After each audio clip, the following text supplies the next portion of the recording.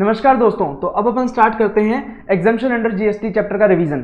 तो एग्जाम्पशन कौन देता है? सेंट्रल गवर्नमेंट और state government on the recommendation of GST council exemption दे सकता है by way of issue of notification और by way of issue of special order. तो ऐसे केस में अब एग्जाम्पशन गुड्स पे भी दिया जा सकता है, सर्विसेज पे भी दिया जा सकता है। तो गुड्स के जो एग्जाम्पशंस है वो अपने सिलेबस में नहीं है, जो सर्विसेज के एग्जाम्पशंस है वो अपने सिलेबस में है, जो अपन आगे जाके कवर करने वाले हैं। अब ऐसे केस में अगर गवर्नमेंट नोटिफिकेशन इशू करके किसी चीज को एग्जेम्प्ट करती है, तो अगर उस एग्जेम्पशन नोटिफिकेशन के विद इन 1 ईयर अगर गवर्नमेंट कुछ क्लैरिफिकेशन ऐड करना चाहे, एक्सप्लेनेशन ऐड करना चाहे, तो कर सकती है with in 1 year, and that will be effective retrospectively. तो वो रेट्रोस्पेक्टिवली जिस दिन वो नोटिफिकेशन इशू हुआ था उस नोटिफिकेशन के डेट से एप्लीकेबल होगा, बट ये तभी होगा जब 1 साल के अंदर अंदर कोई एक्सप्लेनेशन गवर्नमेंट इशू कर देती है। अब अपन ये जो एग्जेम्पशंस है उसको सेक्टर वाइज पढ़ेंगे। सबसे पहले अपन एग्जेम्पशंस पढ़ेंगे जो सीजीएसटी और आईजीएसटी दोनों में होती है, मतलब ना तो उस पर सीजीएसटी लगेगा, ना आईजीएसटी लगेगा, ना एसजीएसटी लगेगा। तो ऐसी कौन कौन सी सर्विसेज हैं ये हम पढ़ेंगे, और उसमें भी हम जाएंगे सेक्टर वाइज, कौन कौन से सेक्टर से रिलेटेड कौन कौन सी एग्जेम्पशंस हैं, सो दैट अपने को याद करना आसान हो जाए, क्योंकि हर क्वेश्चन में कहीं ना कहीं एग्जेम्पशंस रिलेट हो सकती हैं। तो सबसे पहले अपन करेंगे चैरिटेबल एंड रिलीजियस एक्टिविटीज। तो सबसे पहले अपने क्या करेंगे? Charitable and religious activities. Charitable और रिलीजियस एक्टिविटीज में फर्स्ट एग्जेम्पशन है services by way of by any trust जो कि रजिस्टर्ड है under section 12A of income tax act. Income tax act के 12A में जो रजिस्टर्ड ट्रस्ट है उन्होंने अगर चैरिटेबल एक्टिविटीज के थ्रू कुछ सर्विसेज दी हैं, अब कौन कौन सी चैरिटेबल एक्टिविटीज यहां पे कवर होंगी वो हम डिस्कस करेंगे। क्या है? Public health, advancement of religion, धर्म का प्रचार, education and skill development and environment. अब इसमें भी अगर आप देखोगे पब्लिक हेल्थ में क्या क्या आएगा? Career and care and counselling of terminally ill person, कोई मरने वाला आदमी है, इतना बीमार है कि भाई मरने वाला है, जैसे कैंसर में मरने की रहता है, एचआईवी एड्स अफेक्टेड पर्सन है, या फिर कोई नार्को और अल्कोहल से ग्रसित है, अगर उसके हम केयर और काउंसलिंग कर रहे हैं तो ऐसी सर्विसेज देने वाले चैरिटेबल एक्टिविटीज पे जीएसटी नहीं लगेगा। पर कौन देना चाहिए? ट्रस्ट रजिस्टर्ड अंडर 12A अब उसमें awareness of preventive health, family planning, HIV prevention, ये सारी सर्विसेज कवर होंगी। फिर स्पिरिचुअलिटी और योगा से रिलेटेड अगर कोई सर्विसेज हैं वो हो जाएंगी। अबेंडेंड और ऑर्फन्ड या होमलेस चिल्ड्रन है, या फिर फिजिकली और मेंटली अब्यूज्ड पर्सन है, या फिर प्रिजनर्स जो जेल में कैदी होते हैं अगर उनके एजुकेशन और स्किल डेवलपमेंट के लिए कुछ काम हो रहा है, या फिर कोई भी person as more than 65 years, याद रखिएगा 65 ईयर से अगर ज्यादा की एज है उनके एजुकेशन और स्किल डेवलपमेंट के लिए अगर आप काम कर रहे हो, और वो भी वो रूरल एरिया से होने चाहिए। अगर रूरल एरिया से कोई लोग हैं जिनका एज 65 से ऊपर है, उनके आप एजुकेशन और स्किल डेवलपमेंट के लिए अगर कुछ काम कर रहा है चैरिटेबल एक्टिविटीज, तो वो एग्जेम्प्ट होंगी। एंड एनवायरमेंट में हम देखेंगे वाटर से रिलेटेड, वाइल्ड लाइफ से रिलेटेड, जंगल से रिलेटेड, अगर उनके प्रिजर्वेशन से रिलेटेड कोई भी एक्टिविटी हो रही है तो एग्जेम्प्ट होगी। अब जो एक्टिविटीज हमने ऊपर डिस्कस करी, इनके अलावा अगर कोई चैरिटेबल एक्टिविटीज है, कोई भी एक्टिविटी है वो ट्रस्ट कर रहा है अंडर सेक्शन 12A जो रजिस्टर्ड है, तो ऐसी एक्टिविटी टैक्सेबल होगी, लायबल टू जीएसटी होगी, वो एग्जेम्प्ट नहीं होगी। एग्जेम्प्ट कौन कौन सी हैं? जो हमने ये एक्टिविटीज डिस्कस करी हैं, ठीक है। अब नेक्स्ट है, अगर कोई सर्विसेज दी जाती है by way of religious ceremony, मान लो कोई पूजा पाठ करवाना है, पंडित जी आके पूजा पाठ करके जाते हैं, आपकी बर्थ सेरेमनीज पे अगर कुछ सेरेमनी होती है या कोई भी इस प्रकार की सेरेमनी होती है रिलीजियस सेरेमनी, तो ऐसे केस में जो पंडित जी की जो सर्विसेज हैं वो एग्जेम्प्ट हैं। उसके बाद जो मंदिर होते हैं ना, मंदिर और गुरुद्वारों में आपने देखा होगा रिलीजियस प्लेसेस पे कुछ रूम्स बने होते हैं, आपके रहने के लिए रूम्स अवेलेबल कराए जाते हैं, उसका आपसे कुछ चार्ज किया जाता है। या फिर वो जो मंदिर वगैरह होते हैं वहां पे दुकानें भी बना दी जाती है, मंदिर के बाहर वाली साइड 4-5 दुकानें बना दी जाती हैं, जिससे कि मंदिर को रिवेन्यू होता जाए, या फिर कोई रिलीजियस जो भी है उनको रिवेन्यू हो उस दुकानों को किराए से देने पे। फिर कुछ मंदिरों में पंडाल वगैरह बना दिए जाते हैं, सो दैट अगर आपको कोई फैमिली फंक्शन करना है, मान लो मैरिज वगैरह करनी है, कुछ और करना है, तो उन पंडाल्स वगैरह का आप यूज कर सकते हो, कम्युनिटी हॉल्स वगैरह का यूज कर सकते हो। अगर ऐसा कोई स्पेस जो with in the religious place की बाउंड्री वॉल के अंदर अगर ऐसा कोई प्लेस है और उसको रेंट पे दिया जा रहा है, तो ऐसे केस में वो टैक्सेबल नहीं होगा। Any movable property with in outer boundary wall provided by charitable religious place registered under section कहां होना चाहिए? 12AB में, 1023C में एंड 1023BDA में ऑफ इनकम टैक्स एक्ट। अगर इसके किसी भी सेक्शन में वो रजिस्टर्ड है और कोई रिलीजियस प्लेस के आउटर बाउंड्री के अंदर अंदर कोई प्लेस है तो ऐसे प्लेस को रेंट पे दिया जाता है तो उस पर जीएसटी नहीं लगता। बट इसमें भी एक एक्सेप्शन है, मान लो कोई रिलीजियस प्लेस है, वहां पे कोई रूम रेंट पे दिया जा रहा है, अगर उसका किराया 1000 या उससे ऊपर है पर डे, ध्यान रखिएगा पर डे 1000 या 1000 से ऊपर है तो उस पर टैक्स लगेगा। और अगर कोई प्रेमाइस है, हॉल है, पंडाल है, कोई ऐसा ओपन एरिया है जिसको रेंट पे दिया गया है तो उसमें अगर 10,000 या 10,000 से ऊपर पर डे रेंट है तो उस पर जीएसटी एप्लीकेबल होगा। और अगर कोई शॉप या स्पेस है जिसको बिजनेस एक्टिविटी के लिए दिया गया है, जैसे मैं बता रहा था कि मंदिर या कोई रिलीजियस प्लेस में बाहर वाली साइड कुछ दुकानें बना दी जाती हैं जिनको रेंट पे दे दिया जाता है सो दैट उनसे रेवेन्यू होता रहे, तो ऐसा अगर कोई शॉप या स्पेस जो बिजनेस पर्पस के लिए आपने रेंट पे दिया है, अगर उसका रेंट 10,000 या 10,000 से ज्यादा है पर मंथ, देखिएगा जो रूम रेंट और प्रीमाइस हॉल है वो पर डे है और जो बिजनेस पर्पस के लिए आप शॉप वगैरह रेंट पे दे रहे हो पर मंथ है, अगर 10,000 से ज्यादा है तो वहां पे जीएसटी एप्लीकेबल हो जाएगा। नॉर्मली नहीं होता है बट अगर ये क्राइटेरिया फुलफिल नहीं हो रहे हैं तो जीएसटी एप्लीकेबल हो जाएगा।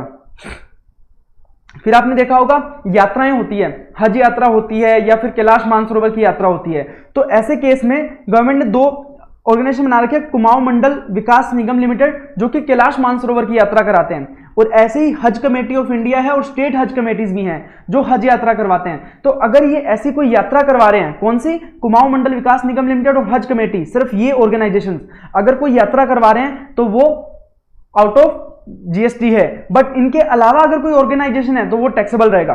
ठीक है, अगर कोई टीचिंग एंड कोचिंग की सर्विसेज दी जा रही है by any individual for art and culture, जब हम आर्ट और कल्चर की बात करेंगे तो आर्ट में क्या क्या आ जाएगा, dance, singing, painting, theatre, literature, script etcetera, सब कुछ आ जाएगा। तो अगर ये आर्ट की कोई टीचिंग एंड कोचिंग है या कल्चर की कोई टीचिंग एंड कोचिंग है जो बाय एन इंडिविजुअल दी जा रही है, ध्यान रखिएगा सिर्फ इंडिविजुअल है यहां पे, और अगर कोई स्पोर्ट्स की कोचिंग है, स्पोर्ट्स की ट्रेनिंग या कोचिंग है, कौन दे रहा है, charitable entity under section 12A 12B, तो ऐसे केस में ये एग्जेम्प्ट रहेगा। बट ध्यान रखिएगा आर्ट एंड कल्चर के केस में कौन प्रोवाइड कराएगा, इंडिविजुअल, और स्पोर्ट्स के केस में कौन प्रोवाइड कराएगा, चैरिटेबल एंटिटीज। और आर्ट में क्या क्या कवर हो जाएगा, dance, painting, singing, theatre, sculpture, script etcetera जो भी है वो कवर हो जाएगा। देन अब स्पेशल पॉइंट्स पढ़ लेते हैं। मान लो अब हम पढ़ेंगे रिलीजियस जो चैरिटेबल ऑर्गेनाइजेशन थे उनसे रिलेटेड जो स्पेशल पॉइंट्स है ना वो अपन पढ़ लेते हैं। अब अगर देखो मान लो कि कोई रामदेव बाबा योगा का करवा रहे हैं काम, ठीक है, उनके ट्रस्ट के द्वारा योगा का एक आयोजन किया गया है। अब वो क्या है, 2-3 दिन का रेजिडेंशियल प्रोग्राम है, अब आपको वहीं पे रहना है और वहीं पे 2-3 दिन योगा करना है।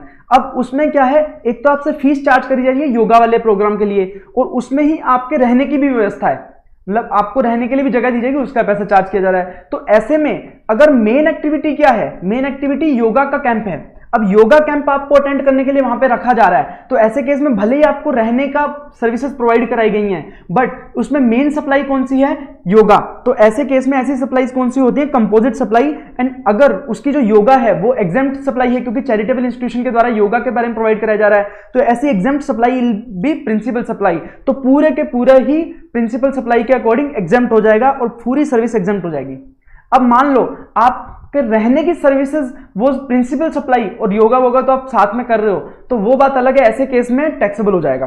तो कोई रेजिडेंशियल प्रोग्राम और कैंप है for activities which are exempt, but उसके साथ साथ टैक्सेबल सर्विसेज प्रोवाइड कराई जा रही हैं, बट मेन एक्टिविटी वो कैंप है या प्रोग्राम है जो योगा का, तो बिल्कुल उसमें एग्जेम्प्ट हो जाएगा। कोई भी सर्विसेज प्रोवाइड कराई जा रही है टू चैरिटेबल ट्रस्ट। अब हमने क्या बात करी थी कि अगर चैरिटेबल ट्रस्ट ने कोई सर्विसेज प्रोवाइड कराई तो वो एग्जेम्प्ट होती हैं, जो हमने ऊपर डिस्कस करी। बट अगर कोई व्यक्ति चैरिटेबल ट्रस्ट को सर्विसेज प्रोवाइड करा रहा है तो वो एग्जेम्प्ट नहीं होती, वो टैक्सेबल होती है, वो एग्जेम्प्ट नहीं होती, ट्रस्ट इज नॉट एग्जेम्प्ट। ठीक है, उसके बाद ये तो हमने पढ़ा चैरिटेबल और रिलीजियस एक्टिविटीज वाला सेक्टर। अब हम बात करेंगे एग्रीकल्चर सेक्टर की। अब हम बात करेंगे एग्रीकल्चर सेक्टर की। तो एग्रीकल्चर सेक्टर के लिए सबसे पहले हम ये जान लेते हैं कि एग्रीकल्चर क्या होता है और एग्रीकल्चर प्रोड्यूस क्या होता है, जो वर्ड्स आगे यूज होने वाले हैं। तो एग्रीकल्चर क्या होता है, जब आप प्लांट्स पैदा करते हो और एनिमल्स को आप पालते हो, आप एनिमल्स को पाल रहे हो या फिर प्लांट्स का उत्पादन कर रहे हो, तो इसको क्या बोलते हैं, एग्रीकल्चर। किस चीज के लिए करते हो आप ये, food, fibre, fuel, raw material, similar things के लिए। अब अगर आपने जानवर पाल रहे हो पर जानवर में मच्छी वगैरह पाल रहे हो चलेगा, बट आपने अगर घोड़ा पाला तो घोड़ा पालोगे तो उस पर उसे एग्रीकल्चर नहीं बोला जाएगा, उस पर कोई एग्जेम्पशन नहीं मिलती। ये माना जाता है कि जो घोड़े पालने का काम होता है ना, ये बहुत हाई लेवल का काम है, तो अगर आप घोड़े पाल रहे हो तो इसका मतलब आपको एग्जेम्पशन की नीड है नहीं। तो ऐसे केस में घोड़े को छोड़ के बाकी कोई भी अगर एनिमल का आप पालन कर रहे हो या फिर आप उत्पादन कर रहे हो प्लांट्स का, तो ऐसे केस में उसको बोलते हैं एग्रीकल्चर। अब एग्रीकल्चर प्रोड्यूस क्या होती है? एग्रीकल्चर प्रोड्यूस क्या होती है? एनी प्रोड्यूस ऑफ एग्रीकल्चर, जो आपने ऊपर एक्टिविटी करी उससे जो भी आपको मिल रहा है उस पर या तो कोई प्रोसेसिंग नहीं की गई, या फिर अगर प्रोसेसिंग तो की गई है बट प्रोसेसिंग उतना ही किया गया है जिससे कि उसका इसेंशियल नेचर चेंज नहीं हो रहा है, जिससे कि उसका इसेंशियल नेचर चेंज नहीं हो रहा है, वो सेम का सेम ही है। ये अगर कोई मान लो किसान है, किसान ने अब फसल बोई, फसल को निकाला, अब फसल को निकाल के उसको मार्केट तक ले जाने के लिए उस पर कुछ थोड़ा बहुत प्रोसेसिंग करना पड़ेगा, तो वो ऐसा प्रोसेसिंग है जिससे उसका इसेंशियल कैरेक्टर चेंज नहीं होता है, ठीक है। तो ऐसे केस में हम उस जो गुड्स है वो एग्रीकल्चर प्रोड्यूस की कैटेगरी में आएगा। अब उसके हम एग्जांपल देख लेते हैं। जैसे मान लो जब कॉफी उगाई जाती है तो कॉफी के बीन्स होते हैं, और ऐसे ही जब चाय उगाई जाती है तो चाय की पत्तियां होती हैं। तो जो चाय की पत्तियां और कॉफी बीन्स हैं वो तो एग्रीकल्चर प्रोड्यूस की कैटेगरी में आएंगे, बट अगर उस पर प्रोसेसिंग कर दिया गया, उसको सुखा दिया गया, उसको पीस के अपन ने चाय पत्ती बना दी और कॉफी बना दी, तो इसको क्या बोलेंगे? इसको एग्रीकल्चर प्रोड्यूस नहीं बोलेंगे। अब जो गन्ना होता है, गन्ना तो एग्रीकल्चर प्रोड्यूस होता है, पर अगर गन्ने की प्रोसेसिंग करके आपने जैगरी बना दी, मतलब गुड़ बना दिया, तो वो एग्रीकल्चर प्रोड्यूस नहीं होता। जो दालें होती हैं, दाल होती है, पूरी दाल होती है, तो होल पल्सेस होती हैं, तो वो तो होंगी आपकी एग्रीकल्चर प्रोड्यूस, बट उन दाल को कूट के, ठीक है, पीस के उनको क्या कर दिया जाता है? डीहस्क्ड या स्प्लिट पल्सेस होती हैं, तो वो क्या हो जाएंगी? वो नॉन एग्रीकल्चर प्रोड्यूस हो जाएंगी।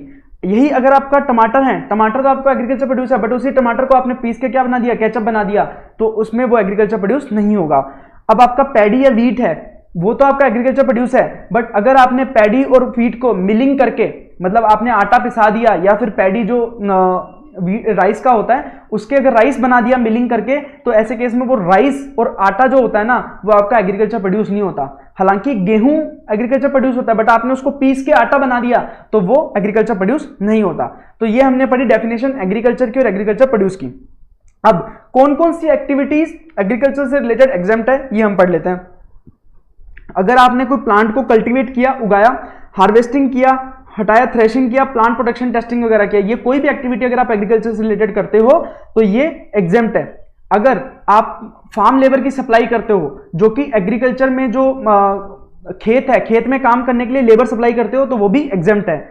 अगर कोई ऐसी प्रोसेसिंग करी गई है एग्रीकल्चर प्रोड्यूस पे जिससे कि उसका इसेंशियल कैरेक्टर चेंज नहीं होता, आपका खेत है, खेत के ऊपर ही आपने कोई ऐसी एग्रीकल्चर एक्टिविटी करी है, मान लो वो एक मशीन होती है ना, आपने देखा होगा जब राइस उगते हैं ना, तो राइस उगते हैं तो एक मशीन आती है, तो मशीन आती है, वो मशीन क्या करती है? मशीन में वो मशीन खेत के ऊपर चलती है और उसमें से पैडी निकलता रहता है। तो ये प्रोसेसिंग जरूरी थी क्योंकि उसको पैडी में कन्वर्ट करना जरूरी था। तो ऐसी एक्टिविटी जिससे कि उसका इसेंशियल कैरेक्टर चेंज नहीं हो रहा, ऐसी एक्टिविटी अगर कोई करी जा रही है एग्रीकल्चर फार्म पे, तो वो भी एग्जेम्प्ट रहेगी। अगर कोई वैकेंट लैंड है, खाली जमीन है, वो दी जा रही है एग्रीकल्चर के लिए, या फिर एग्रीकल्चर के लिए कोई मशीनरी रेंट पे दी जा रही है, जो मान लो उसको काटने के लिए कोई मशीनरी चाहिए या ऐसी कोई मशीनरी रेंट पे दी जा रही है, तो वो भी एग्जेम्प्ट होगा। अगर कोई एग्रीकल्चर प्रोड्यूस है, उसका लोडिंग है, अनलोडिंग है, पैकिंग है, स्टोरेज है, वेयर हाउस है, इन सब चीजों पे एग्जेम्प्ट है। और ऐसे ही क्योंकि राइस आपका प्रोड्यूस की कैटेगरी में नहीं आता, एग्रीकल्चर प्रोड्यूस की कैटेगरी में नहीं आता, तो उसके लिए भी एक सेपरेट एंट्री है कि अगर लोडिंग, अनलोडिंग, पैकिंग, स्टोरेज और वेयर हाउसिंग ऑफ राइस हो रहा है तो वो भी आपका एग्जेम्प्ट कहलाएगा। भले वो एग्रीकल्चर प्रोड्यूस नहीं होता, बट अगर राइस का भी storage, packing, loading, unloading, warehousing हो रहा है तो ये भी एग्जेम्प्ट होगा। अगर आप फार्मर को एजुकेट करने के लिए कोई ट्रेनिंग वगैरह दे रहे हो, ठीक है, तो ये सर्विसेज भी क्या हो जाएंगी? एग्जेम्प्ट हो जाएंगी। अगर कोई, अब आपने देखा होगा आड़तीय काम करते हैं, आड़तीय क्या करते हैं? फार्मर से एग्रीकल्चर प्रोड्यूस खरीदते हैं और बेचते हैं, तो उसमें अपना कमीशन चार्ज करते हैं। तो अगर कोई सर्विसेज प्रोवाइड करी गई है कोई कमीशन एजेंट या आड़तियों के द्वारा फॉर एग्रीकल्चर प्रोड्यूस, ध्यान रखिएगा सिर्फ एग्रीकल्चर प्रोड्यूस के लिए, अगर यही मान लो ये एजेंट राइस बेच रहा होता तो rice is not agriculture produce, तो ऐसे केस में ये एग्जेम्प्ट नहीं है। बट अगर वो प्रोवाइड कराता है फॉर एग्रीकल्चर प्रोड्यूस, देन ये सर्विसेज एग्जेम्प्ट है, ठीक है। अगर मान लो कोई शॉप वगैरह रेंट पे दे रहा है या फिर एग्रीकल्चर प्रोड्यूस के अलावा कोई प्रोड्यूस से डील कर रहा है, तो वो एग्जेम्प्ट नहीं कहलाएंगे भैया। फिर आपको माइनर फॉरेस्ट प्रोड्यूसर्स को वेयर हाउस कर रहे हो तो वो भी एग्जेम्प्ट है। स्टोरेज वेयर हाउसिंग हो, अगर आप serial, pulses, fruits and vegetables और दालें, इनको भी अगर आप स्टोर और वेयर हाउस कर रहे हो तो ये भी एग्जेम्प्ट हो जाएंगी, इसकी स्टोरेज और वेयरहाउसिंग की सर्विसेज भी एग्जाम्प्ट हो जाएंगी। अगर कोई इंटरमीडिएट प्रोडक्शन प्रोसेस हो रहा है, अब एग्रीकल्चर की एक्टिविटी है जो मान लो आपको कटाई करनी पड़ती है, मान लो आपने कपास उगाया, रुई उगाई, तो रुई उगाने के लिए रुई उगा दी जाती है, बाद में उसको काटना पड़ता है और उसमें से रुई निकालनी पड़ती है। तो अगर ऐसी कोई एक्टिविटी है, कोई जॉब वर्क है, तो ऐसी जॉब वर्क को भी हम क्या बोलेंगे, एग्जेम्प्ट हो जाएगा जीएसटी से। अगर आप कोई जो एनिमल्स हैं उनका आर्टिफिशियल इंसेमिनेशन करा रहे हो, ठीक है, तो ऐसी एक्टिविटी को भी हम क्या बोलेंगे, एग्जाम्प्ट बोलेंगे। बट हाँ, हॉर्सेस के केस में कुछ भी एग्जाम्प्ट नहीं है, ये ध्यान रखना, हॉर्सेस के केस में कुछ भी एग्जाम्प्ट नहीं है। हॉर्सेस के अलावा कोई भी एनिमल का आर्टिफिशियल इंसेमिनेशन करा रहे हो तो वो एक्टिविटी एग्जाम्प्ट हो जाएगी। ये हमने पढ़ा कि एग्रीकल्चर प्रोड्यूस होती है कि नहीं होती। अब pre conditioning, processing, ripening, waxing, detail packing, labelling of fruits and vegetable. अब फ्रूट्स एंड वेजिटेबल होते हैं ना, फ्रूट्स एंड वेजिटेबल को क्या करते हैं कि अब आप मान लो कि वो आपने देखा होगा उस सेब के ऊपर एक लगा होता है स्पेशल क्वालिटी वाला एक पैकिंग लगा होता है या फिर लेबलिंग लगा होता है, या कोई आप उसको कुछ इस तरह से प्रोसेस करो जिससे कि उसका इसेंशियल कैरेक्टर चेंज नहीं हो रहा। आप फ्रूट्स एंड वेजिटेबल पे कुछ ऐसा एक्टिविटी कर रहे हो जिससे कि उसका इसेंशियल कैरेक्टर चेंज नहीं हो रहा, तो ऐसे सच फ्रूट वेजिटेबल को भी हम एग्जाम्प्ट कैटेगरी में रखेंगे। मान लो उसको थोड़े टाइम तक रखने के लिए आपको स्टोर करना पड़ा कोल्ड चेन में, तो उसमें भी आपका एग्जेम्पशन रहेगा। अगर आपको कुछ उस पर वैक्स लगाना पड़ा ताकि फ्रूट खराब नहीं हो जाए थोड़े टाइम के लिए, उसका इसेंशियल कैरेक्टर सेम है, तो ऐसे केस में उसका एग्जेम्पशन रहेगा, वो एग्जेम्प्ट रहेगी एक्टिविटीज। तो ये हमने देखी एग्रीकल्चर एक्टिविटीज। अब एग्रीकल्चर एक्टिविटीज के बाद हम देख लेते हैं एजुकेशन सेक्टर। एजुकेशन सेक्टर जो सबसे इंपॉर्टेंट है, एजुकेशन सेक्टर, एजुकेशन इंस्टीट्यूट। अब सबसे पहले समझना चाहिए हमें कि एजुकेशन सेक्टर में एजुकेशन इंस्टीट्यूशंस कौन कौन से होंगे। ठीक है, हम बात करेंगे कि ये जो एग्जेम्पशन है वो एजुकेशन इंस्टीट्यूशंस को है। अब सबसे पहले समझ लेते हैं एजुकेशन इंस्टीट्यूशन कौन कौन से हैं। क्या कोई भी प्राइवेट कोचिंग वाला एजुकेशन इंस्टीट्यूशन कहलाएगा? क्या उसको एग्जेम्पशन मिल जाएगी? नहीं मिलेगी। एजुकेशन इंस्टीट्यूशन की डेफिनेशन दी हुई है कि ऐसा इंस्टीट्यूशन जो प्रोवाइड करा रहा है 12th तक की एजुकेशन, या तो प्री स्कूल्स जो प्री नर्सरी वगैरह आंगनबाड़ी वगैरह होती हैं, या फिर 12th तक का, मतलब 12th तक का जो स्कूल है वो आपका हो गया pre school education, education up to higher secondary school. फिर education as a curriculum to obtain qualification recognized by law, मतलब आपके इंडियन लॉ में जो क्वालिफिकेशन है जैसे एलएलबी हो गया या कोई भी कोर्सेज है, बीकॉम, बीए, बीबीसी, जो भी मतलब कोर्सेज हैं, उन कोर्सेज के लिए अगर कोई पढ़ाई करवा रहा है तो इसका कहने का मतलब कॉलेज एंड यूनिवर्सिटीज। तो कॉलेज एंड यूनिवर्सिटीज वगैरह जो भी हैं, आईआईएम, एनएलयूज वगैरह, ये सारे किस में आ जाएंगी? एजुकेशन इंस्टीट्यूशन में कवर हो जाएंगी। फिर अगर कोई अप्रूव्ड वोकेशनल कोर्स, मतलब जैसे आपको कारपेंटर बनाने के लिए कोई कोर्स करना है या इलेक्ट्रीशियन बनने के लिए कोई कोर्स करना होता है, तो उसके लिए आईटीआईज होती हैं। ठीक है, तो ये क्या कराते हैं? ये अप्रूव्ड वोकेशनल एजुकेशन कोर्स होते हैं कि आपको कोई वोकेशन, जैसे आपको मान लो कि आपको कोई कारपेंटिंग का काम करना है, सीखना है, तो वो ये चीजें काम सिखाते हैं। तो ऐसे अगर कोई इंस्टीट्यूशन है तो वो भी एजुकेशन इंस्टीट्यूशन की कैटेगरी में आएंगे। अब देखो यहाँ पे कहीं भी कोई प्राइवेट कोचिंग इंस्टीट्यूशंस वगैरह फॉल नहीं हो रहे, तो ऐसे में उनके लिए एग्जेम्पशन ये एजुकेशन सेक्टर में नहीं है। हाउएवर जो स्टेट और सेंट्रल बोर्ड होते हैं, जैसे आरबीएसई हो गया, सीबीएसई हो गया, आईसीएसई हो गया, तो ये जो सारे बोर्ड हैं इनको भी एजुकेशनल इंस्टीट्यूशन माना जाएगा for the purpose of conducting exam. अब जो आपके एग्जाम कंडक्ट कराता है वो कौन कराता है? जो बोर्ड्स होते हैं, रिस्पेक्टिव बोर्ड के एग्जाम होते हैं, तो सीबीएसई, आरबीएसई वगैरह कंडक्ट करवाते हैं। बट यहाँ पे ऊपर तो कहीं सीबीएसई, आरबीएसई कवर हो ही नहीं रहा, तो ऐसे केस में बोल दिया कि जो सीबीएसई, आरबीएसई वगैरह हैं वो भी एजुकेशनल इंस्टीट्यूशन माने जाएंगे for the purpose of conducting exams. ठीक है, अब पढ़ लेते हैं एग्जेम्पशन, क्या क्या एग्जेम्पशंस हैं। अगर सर्विसेज प्रोवाइड कराई है by any education institution to student, faculty और स्टाफ, मतलब अगर एजुकेशनल इंस्टीट्यूशन ने कोई भी सर्विसेज प्रोवाइड कराई हो, कोई भी, to student, faculty and staff, मतलब स्टूडेंट, फैकल्टी और स्टाफ को अगर कोई भी सर्विसेज प्रोवाइड कराई है तो वो एग्जेम्प्ट है। कुछ भी सर्विस हो सकती है, अब वो चाहे फूड दिया हो, वो चाहे उनको पढ़ाई करवाई हो, या फिर कोई अदर सर्विसेज दी हो, वो सारी सर्विसेज अगर एजुकेशन इंस्टीट्यूशन ने दी है तो वो अपना आउट ऑफ कवरेज आएगा, जीएसटी आएगा।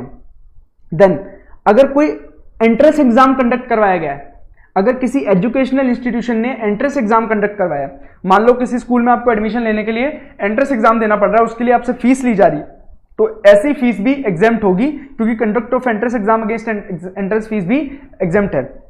देन ये तो बात करें कि अगर एजुकेशनल इंस्टीट्यूशन कोई सर्विसेज प्रोवाइड करा रहा है। अब हम बात करते हैं अगर कोई व्यक्ति एजुकेशनल इंस्टीट्यूट को अगर कोई सर्विसेज प्रोवाइड करा रहा है तो उनकी क्या टैक्सेबिलिटी है। तो अगर कोई ट्रांसपोर्ट सर्विसेज प्रोवाइड करा रहा है, किसके लिए? फैकल्टी, स्टाफ और स्टूडेंट के लिए, ठीक है, या फिर कैटरिंग सर्विसेज प्रोवाइड करा रहा है, या फिर सिक्योरिटी की सर्विसेज, स्कूल की क्लियरिंग, हाउसकीपिंग सर्विसेज की सर्विसेज करवा रहा है, तो ये सर्विसेज भी एग्जेम्प्ट होगी। अगर स्कूल को कोई व्यक्ति ट्रांसपोर्ट की, कैटरिंग की, security, cleaning, housekeeping services provide करा रहा है तो वो एग्जेम्प्ट होंगी। कौन से एजुकेशन इंस्टीट्यूशन के लिए? सिर्फ preschool and school up to higher secondary, 12th तक के लिए। 12th तक के स्कूल के लिए तीनों सर्विसेज एग्जेम्प्ट है। अब कॉलेजेस वगैरह में अगर कोई सिक्योरिटी सर्विसेज लगी है, कैटरिंग है या ट्रांसपोर्टेशन है, तो वो एग्जेम्प्ट नहीं है, उस पर जीएसटी लगेगा। ठीक है, सिर्फ किसके लिए है? प्री स्कूल एंड 12th तक के स्कूल के लिए। अब ये जो चीज है सिक्योरिटी और क्लीनिंग एंड हाउसकीपिंग सर्विसेज, इसके लिए पॉइंट है कि ये परफॉर्म होना चाहिए विद इन एजुकेशनल इंस्टीट्यूशन।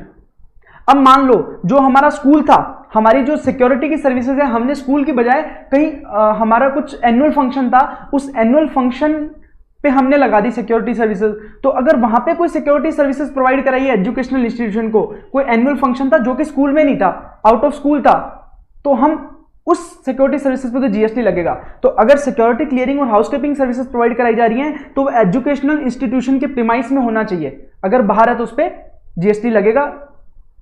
ये बात हम समझ लेते हैं। अब ये है सिर्फ किसके लिए? 12th तक के स्कूल के लिए।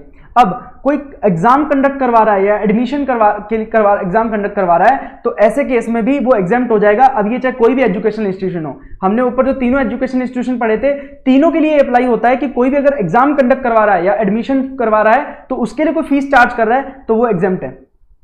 अब कोई ऑनलाइन एजुकेशनल जर्नल या पीरियोडिकल इशू होती है, ठीक है, अगर कोई ऑनलाइन जर्नल आती है या एजुकेशनल पीरियोडिकल, मतलब कोई एक ऐसी मैगजीन वगैरह उनकी आती है स्कूल की, अगर उसकी कोई सर्विसेज प्रोवाइड करा रहा है, अब स्कूल किसी से छपवा रहा है, तो जो प्रिंटिंग की सर्विसेज या ऑनलाइन एजुकेशनल जर्नल दे रहा है स्कूल को, वो एग्जाम्प्ट होगी अगर वो प्रोवाइड कराई गई है किसको? Education as part of curriculum to obtain degree, मतलब कॉलेज एंड यूनिवर्सिटीज।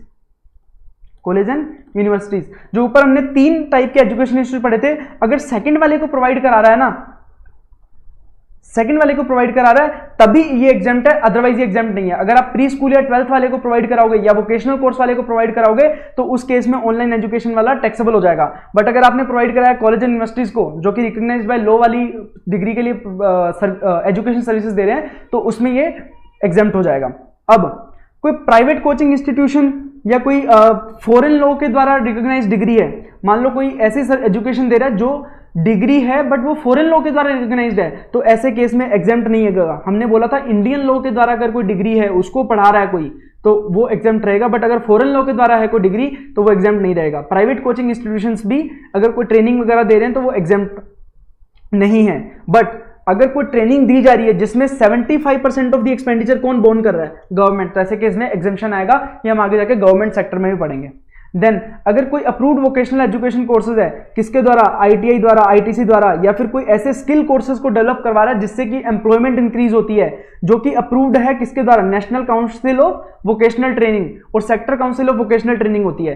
देखो 2 टाइप की ट्रेनिंग नेशनल काउंसिल बनाई हुई है और सेक्टर काउंसिल बनाई हुई है फॉर वोकेशनल ट्रेनिंग के लिए। अगर उन्होंने अप्रूव किया हुआ है किस केस में कि कारपेंटिंग अप्रूव्ड है, मान लो इलेक्ट्रीशियन अप्रूव्ड है, तो अगर ऐसे कोई अप्रूव्ड कोर्सेज कराए जा रहे हैं किसके द्वारा? आईआईटी, आईटीआई, आईटीसी द्वारा, तो ऐसे केसेस में यहां पे एग्जेम्पशन मिल जाएगी।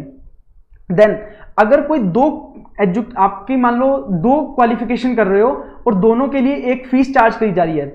अब दोनों क्वालिफिकेशन में से एक क्वालिफिकेशन तो आपकी एग्जेम्पशन की कैटेगरी में आता है, एक क्वालिफिकेशन टैक्सेबल की कैटेगरी में आता है, तो टैक्स कैसे लगेगा?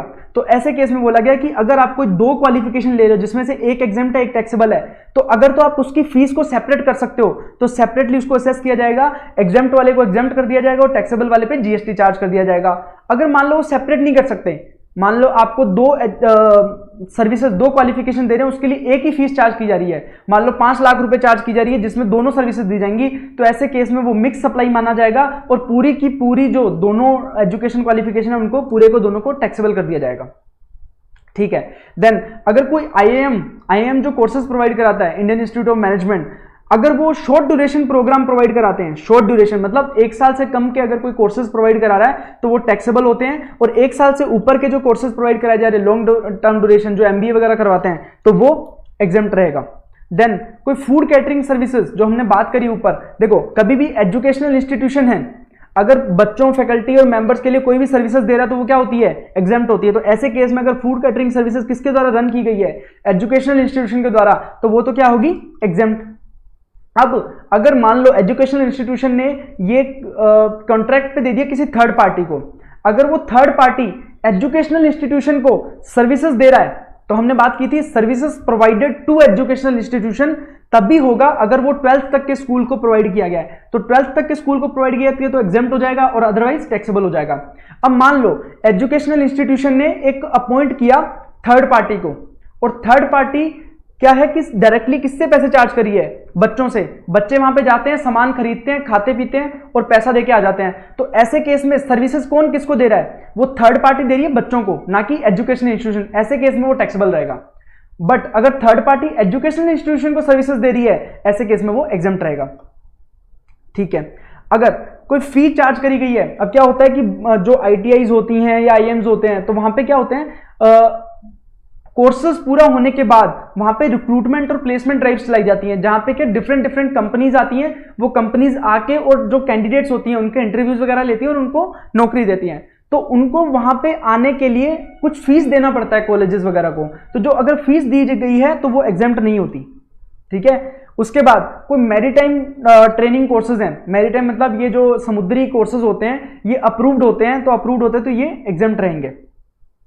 अब जैसा कि अपन ने फूड कैटरिंग की बात करी थी, अब आंगनवाड़ी है, आंगनवाड़ी क्या होता है, प्री स्कूल होता है। अगर वहां पे मिड डे मील सर्विसेज कोई दे रहा है, अगर कोई मिड डे मील सर्विसेज दी गई है आंगनवाड़ी को, ठीक है, तो anganwadi pre school up to 12th है तो वो एग्जेम्प्ट रहेगा। अगर मान लो आंगनवाड़ी ने भी बच्चों को मिड डे मील की सर्विसेज दी है तो वो भी एग्जेम्प्ट रहेंगी। अब हमने बात करी थी कि जो बोर्ड्स होते हैं, CBSE बोर्ड, RBSE बोर्ड, जो एजुकेशन वाले बोर्ड होते हैं ना, वो माने जाएंगे कि वो भी एजुकेशनल इंस्टीट्यूशन है for the purpose of conducting examination. तो ऐसे केस में अगर वो एग्जाम कंडक्ट कराने के लिए आपने जब 10th 12th की होगी तो उस टाइम आप कुछ पैसा देते हो उनको, कि जो एग्जाम फीस बोलते हैं, एग्जाम फीस के नाम से। तो अगर कोई एग्जाम फीस वगैरह ली गई है तो वो भी एग्जेम्प्ट हो जाएगी, क्योंकि एजुकेशनल इंस्टीट्यूशन कोई भी अगर सर्विसेज प्रोवाइड कराता है बच्चों को तो वो एग्जेम्प्ट होती है। ठीक है। अगर कोई इनपुट भी लिया गया, मान लो जो टीचर्स वहां पे आएंगे, एग्जाम कंडक्ट होगा जहां पे, वहां पे टीचर्स आएंगे देखरेख करने के लिए, या पर वहां पे सर्विसेज ली जाएगी सफाई वफाई की, या फिर जो कॉलेजेस वहां पे एग्जाम कंडक्ट करने देंगे, बच्चों को आने देंगे, उसका भी कुछ पैसा चार्ज करेंगे। तो अगर ऐसी कोई सर्विसेज प्रोवाइड कराई गई है इन बोर्ड्स को तो वो सर्विसेज भी एग्जेम्प्ट होंगी। कौन सी, टेस्टिंग की, प्रिंटिंग की। अब बाद में कॉपियां जब लिख दी जाएंगी उसके बाद चेक भी करी जाएंगी तो उसका भी पैसा जो चार्ज करते हैं चेकर्स, उसका भी पैसा एग्जेम्प्ट होगा। देन अगर कोई इंस्टीट्यूट वगैरह, अब देखो क्या होता है कि मान लो CBSE बोर्ड है, अब CBSE बोर्ड से आपने देखा होगा कि जो स्कूल्स होते हैं, स्कूल्स लिखते हैं एक्रेडिटेड बाय दी CBSE, तो मतलब CBSE रिलेटेड है, तो उसके लिए इनको CBSE को कुछ फीस वगैरह अगर पे करना पड़ रहा है तो वो क्या होगा, टैक्सेबल होगा। क्योंकि हमने बोला था कि जो एग्जाम वगैरह कंडक्ट करवाने के लिए हम इसको एजुकेशनल इंस्टीट्यूट मानेंगे, तो एग्जाम वगैरह से रिलेटेड जो भी सर्विसेज है वो एग्जेम्प्ट हो गई। बट अब ये जो एक्रेडिटेशन लेने जा रहे हैं, हम बोल रहे हैं कि स्कूल बोल रहा है कि मुझे CBSE से एक्रेडिटेड होना है, तो ऐसे केस में ये एग्जाम से रिलेटेड नहीं है, ऐसे केस में ये वाली सर्विसेज क्या हो जाएगी, टैक्सेबल हो जाएगी। ऐसे ही अगर कोई माइग्रेशन सर्टिफिकेट या कोई एलिजिबिलिटी सर्टिफिकेट या फिर एडमिशन सर्टिफिकेट वगैरह कुछ लेना है बोर्ड से, ठीक है, तो ये भी क्या है, एग्जाम से रिलेटेड होते हैं, तो ये भी क्या हो जाएंगे, एग्जेम्प्ट हो जाएंगे। ठीक है। तो ये हमने पढ़ा एजुकेशन सेक्टर। तो अब अपन आ जाते हैं हेल्थ केयर सर्विस सेक्टर पे। ये भी इंपॉर्टेंट सेक्टर है। तो इसमें क्या है, सबसे पहले हम देख लेते हैं कि कोई भी अगर एनिमल और बर्ड्स के लिए वेटरनिटी क्लिनिक है, अगर कोई वेटरनिटी क्लिनिक है एनिमल और बर्ड्स के लिए, अगर वो कोई सर्विसेज दे रहा है हेल्थ केयर की, तो वो एग्जेम्प्ट है। मतलब पशु पक्षियों के अगर इलाज के लिए कोई सर्विसेज दी जा रही है डॉक्टर्स के द्वारा, वो एग्जेम्प्ट रहेंगी। उसके बाद bye way of health care, अब हेल्थ केयर कौन कौन सी होती हैं, हेल्थ केयर अपन पढ़ेंगे हेल्थ केयर क्या होता है। अगर हेल्थ केयर की कोई सर्विसेज किसके द्वारा दी जा रही है, क्लिनिकल एस्टेब्लिशमेंट मतलब हॉस्पिटल्स वगैरह, ऑथराइज्ड मेडिकल प्रैक्टिशनर्स ये डॉक्टर वगैरह जो होते हैं, उसके बाद पैरामेडिक्स जो ये नर्सेज वगैरह या फिर जो भी स्पेशल कोर्सेज करते हैं ना छोटे मोटे, तो वो भी ये किसमें कवर हो जाएंगे, हेल्थ केयर सर्विसेज अगर इनके द्वारा प्रोवाइड कराई जा रही है तो ऐसे केस में वो सर्विसेज एग्जेम्प्ट होंगी। Services provided by health care services provided by clinical establishment, hospitals वगैरह हो गए या डॉक्टर्स खुद हो गए या फिर पैरामेडिक्स हो गए, इनके द्वारा कोई भी अगर हेल्थ केयर सर्विसेज प्रोवाइड कराई गई है तो एग्जेम्प्ट होगी। अब इसमें हेल्थ केयर सर्विस क्या है, health care service means diagnosis, treatment and care. Diagnosis मतलब बीमारी का पता लगाना, तो मतलब जो ये लेबोरेटरीज वगैरह होती हैं, टेस्टिंग वगैरह करती हैं, तो इनकी सर्विसेज भी एग्जेम्प्ट हो गई। देन उसका ट्रीटमेंट करना, जो भी प्रॉब्लम है उसका ट्रीटमेंट करना और उसका केयर करना, ये सारी सर्विसेज फॉर अगर कोई इंजरी हो गई, मान लो एक्सीडेंट हो गया, इंजर हो गई, इलनेस हो गई, डिफॉर्मिटी, एबनॉर्मलिटी प्रेगनेंसी के केस में, अगर कोई रिकॉग्नाइज्ड मेडिकल सिस्टम के थ्रू अगर उसका हेल्थ केयर हो रहा है, तो ऐसे केस में उसे बोलेंगे हेल्थ केयर सर्विसेज। कौन कौन से रिकॉग्नाइज सिस्टम है?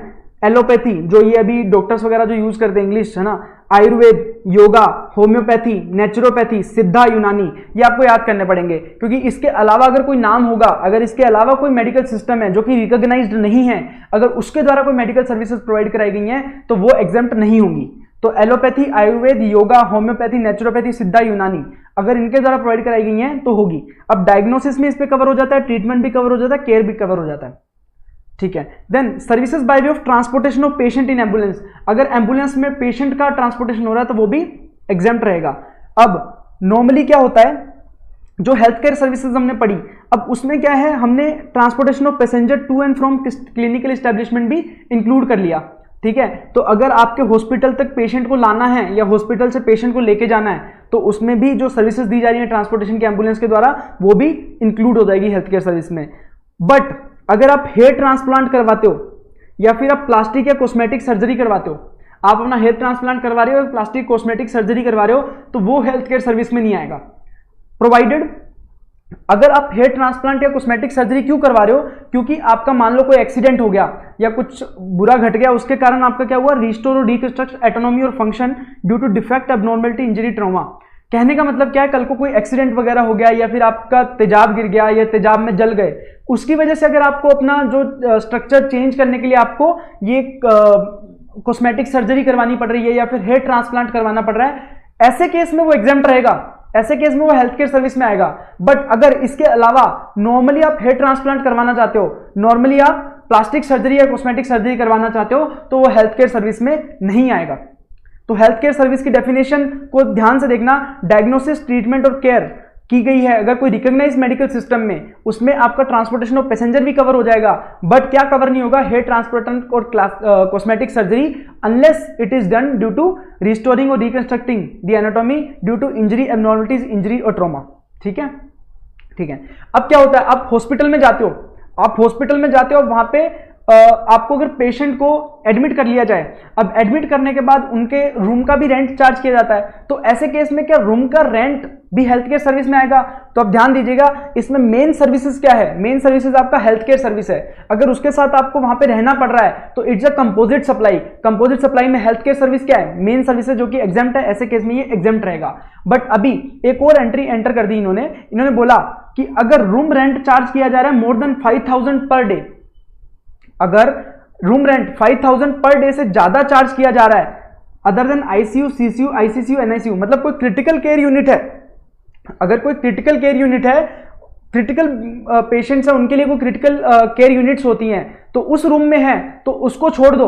अगर उसके अलावा नॉर्मल रूम का रेंट अगर आपने 5000 से ज्यादा चार्ज किया हॉस्पिटल में, तो वो क्या हो जाएगा, टैक्सेबल हो जाएगा,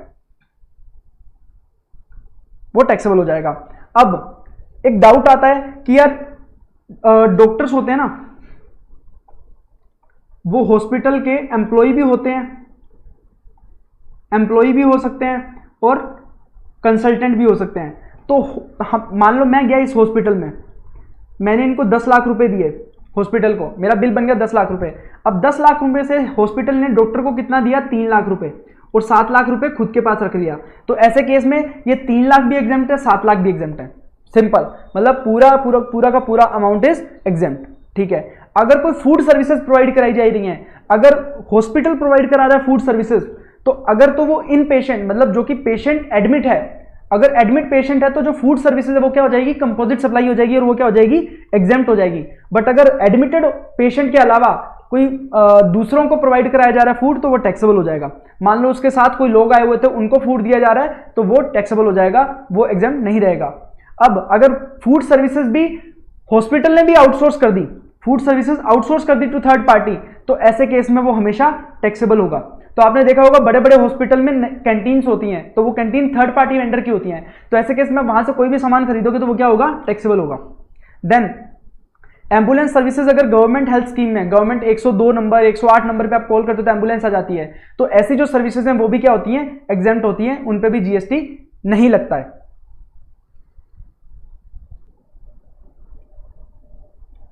तो ये तो अपन ने बात करी हेल्थ केयर सर्विस सेक्टर की। तो अब अपन बात करते हैं गवर्नमेंट सर्विसेज की। अगर गवर्नमेंट कोई सर्विसेज देती है तो उस पर क्या टैक्सेबिलिटी आएगी, ठीक है। अगर कोई गवर्नमेंट ने सर्विसेज दी है, गवर्नमेंट अथॉरिटी ने सर्विसेज दी है, तो गवर्नमेंट अथॉरिटी क्या होती है अपन पढ़ते हैं।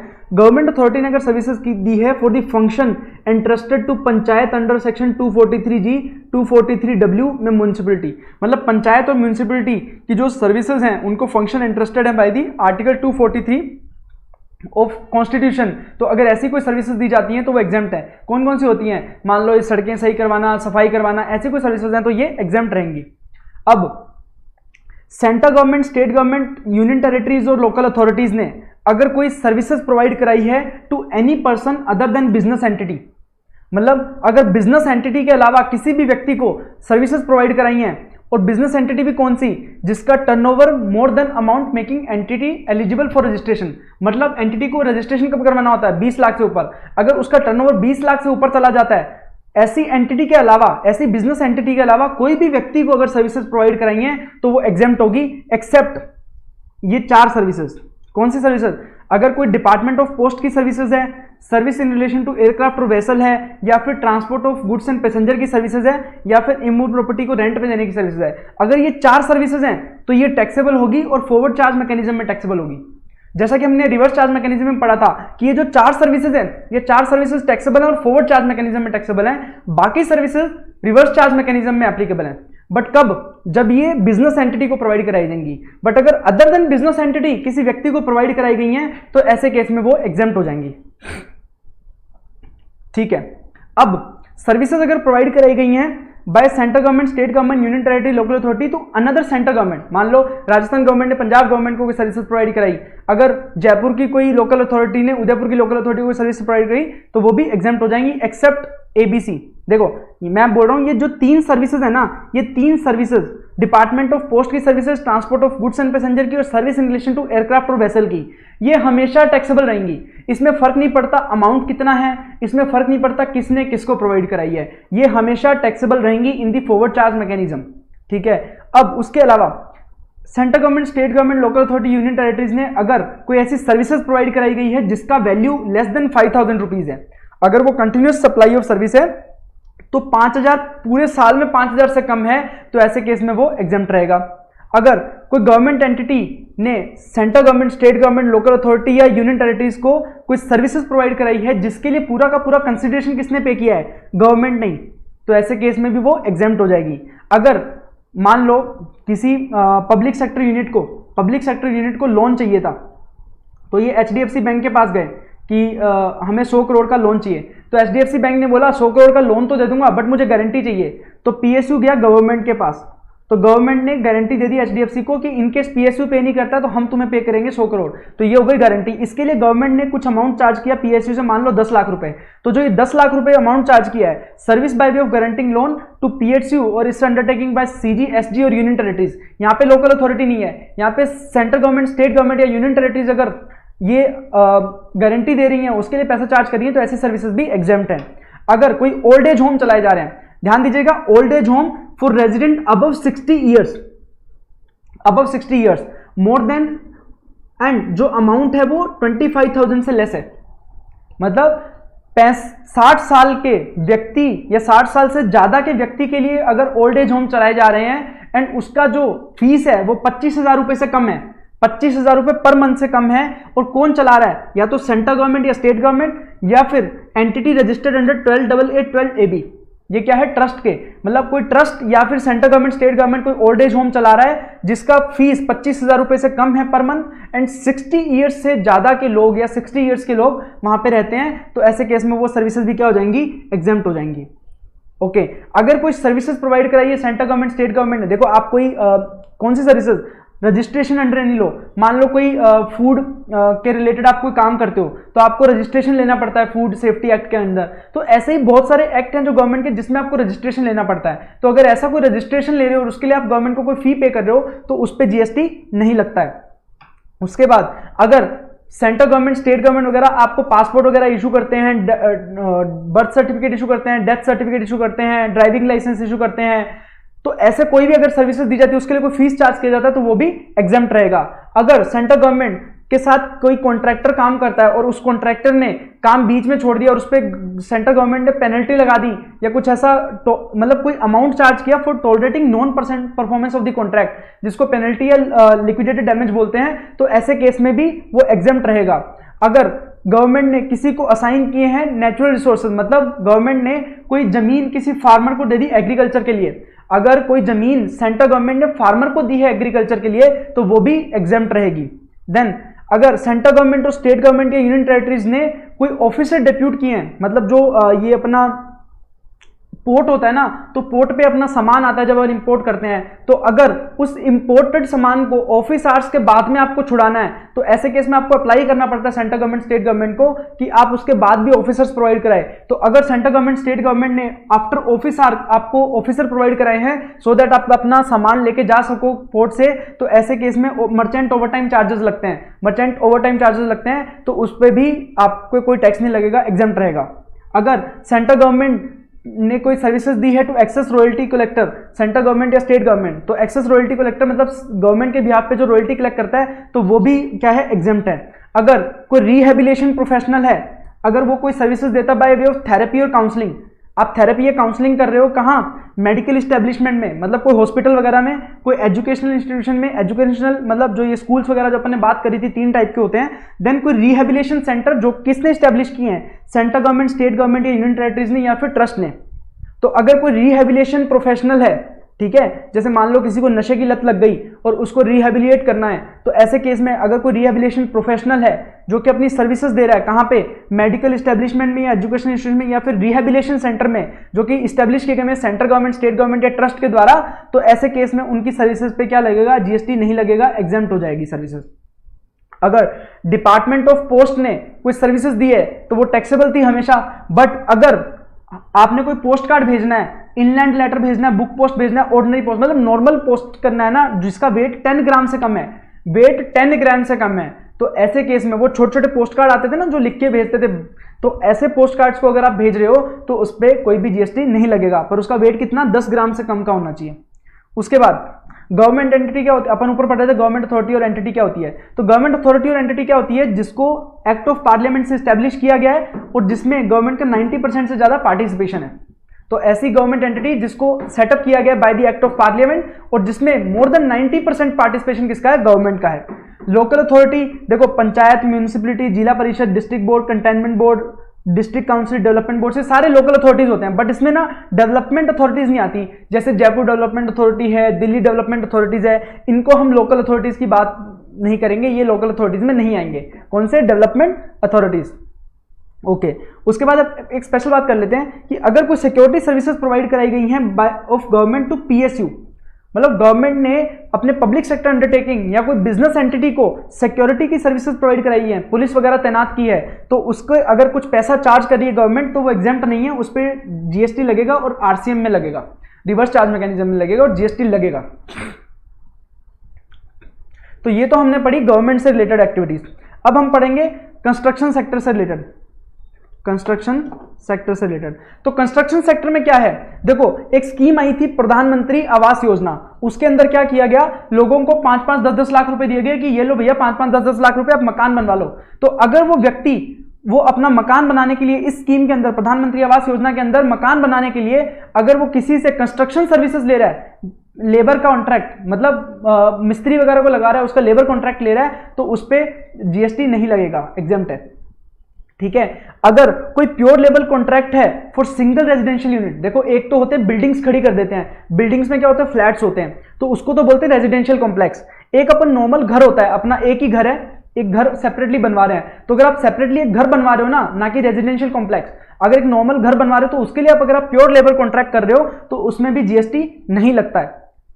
उसके बाद अगर कोई इलेक्ट्रिसिटी या डिस्ट्रीब्यूशन फैसिलिटी है, या फिर वो क्या करते हैं, फार्मर्स होते हैं, फार्मर्स के खेतों में ना ट्यूबवेल की नीड होती है, जब फसलों को पानी देना होता है तो ट्यूबवेल से पानी आता है, तो उसको चलाने के लिए इलेक्ट्रिसिटी चाहिए होती है, तो उनके खेतों तक इलेक्ट्रिसिटी पहुंचाने के लिए क्या लगाने पड़ते हैं, बड़े बड़े खंबे लगाने पड़ते हैं, तारें बिछानी पड़ती हैं, वो सब करना पड़ता है। तो अगर ऐसी कोई कंस्ट्रक्शन, इरेक्शन और कमीशनिंग की कोई एक्टिविटी हो रही है बाय इलेक्ट्रिसिटी डिस्ट्रीब्यूशन यूटिलिटी, मतलब जो डिस्ट्रीब्यूशन वाली है ना, जैसे अडानी पावर हो गया, ये सब अगर ऐसा कुछ जाल बिछा रहे हैं सो दैट फार्मर के ट्यूबवेल तक इलेक्ट्रिसिटी पहुंचाई जा सके, तो ऐसे केस में वो सर्विसेज भी क्या हो जाएंगी, एग्जेम्प्ट हो जाएंगी। ओके। अब अगर कोई व्यक्ति 30 साल से ज्यादा के लिए कोई लीज पे दे रहा है, मान लो मैं 30 साल से ज्यादा के लिए कोई, मेरे पास कोई जमीन पड़ी थी, मैंने बिल्डर को उसको लीज पे दी है, मैंने बिल्डर को लीज पे दे दी कि भैया इस पे आप बिल्डिंग खड़ी कर दो, तो या फिर मैंने उसको इस बिल्डिंग, इस जगह के राइट्स दे दिए बिल्डर को कि आप यहाँ पे जगह पे बिल्डिंग बना सकते हो, तो ऐसे केस में ये एग्जेम्प्ट हो जाएगा अगर फ्लैट सेल किए गए हैं before issuance of completion certificate. Completion certificate issue होने से पहले पहले अगर फ्लैट सेल कर दिए गए, मतलब जो बिल्डिंग बनाई गई उस बिल्डिंग में जो भी फ्लैट्स थे, अगर वो कंप्लीशन सर्टिफिकेट इशू होने से पहले पहले अगर सेल कर दिए गए तो उस के लिए, सप्लाई के लिए एग्जेम्प्ट हो जाएगा। बट अगर आफ्टर इश्यूएंस ऑफ सर्टिफिकेट किए गए, सेल किए गए, तो उस केस में जो आपने लॉन्ग टर्म लीज पे जो ये जमीन दी थी उसके लिए जो पैसा चार्ज किया था वो क्या हो जाएगा, टैक्सेबल हो जाएगा। ठीक है। अब अपन बात करेंगे पैसेंजर ट्रांसपोर्टेशन की। पैसेंजर ट्रांसपोर्टेशन की देखो, पैसेंजर ट्रांसपोर्टेशन के केस में देखेंगे, अगर बाय रोड ट्रांसपोर्टेशन हो रहा है, अगर बाय रोड ट्रांसपोर्टेशन हो रहा है तो 2-3 टाइप से हो सकता है। एक तो होता है देखो बस के थ्रू। अब बस के थ्रू अगर एसी बस है तो हमेशा टैक्सेबल होगा। देखो अगर एसी बस है तो हमेशा टैक्सेबल होगा, और अगर नॉन एसी बस है, नॉन एसी बस में अगर वो है स्टेज कैरीज। स्टेज कैरीज क्या होता है, मान लो एक बस चल रही है, वो एक डिफाइंड रूट पे चलती है, अब वो डिफाइंड रूट पे जो जो उसके स्टॉपेज होते हैं वहां वहां वो रुकता है। ठीक है, तो ऐसे केस को बोलते हैं स्टेज कैरीज। अगर स्टेज कैरीज का केस है तो एग्जेम्प्ट होगा। ठीक है।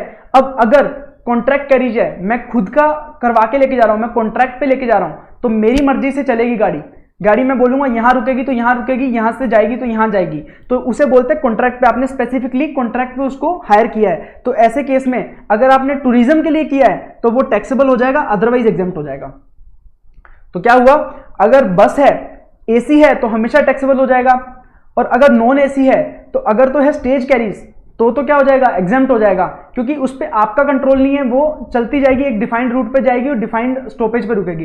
अब अगर आपने कॉन्ट्रैक्ट पे ले रखी है गाड़ी, बस, और उसको टूरिज्म के लिए यूज कर रहे हो तो टैक्सेबल होगा, और अगर अदर देन टूरिज्म यूज कर रहे हो तो एग्जेम्प्ट होगा।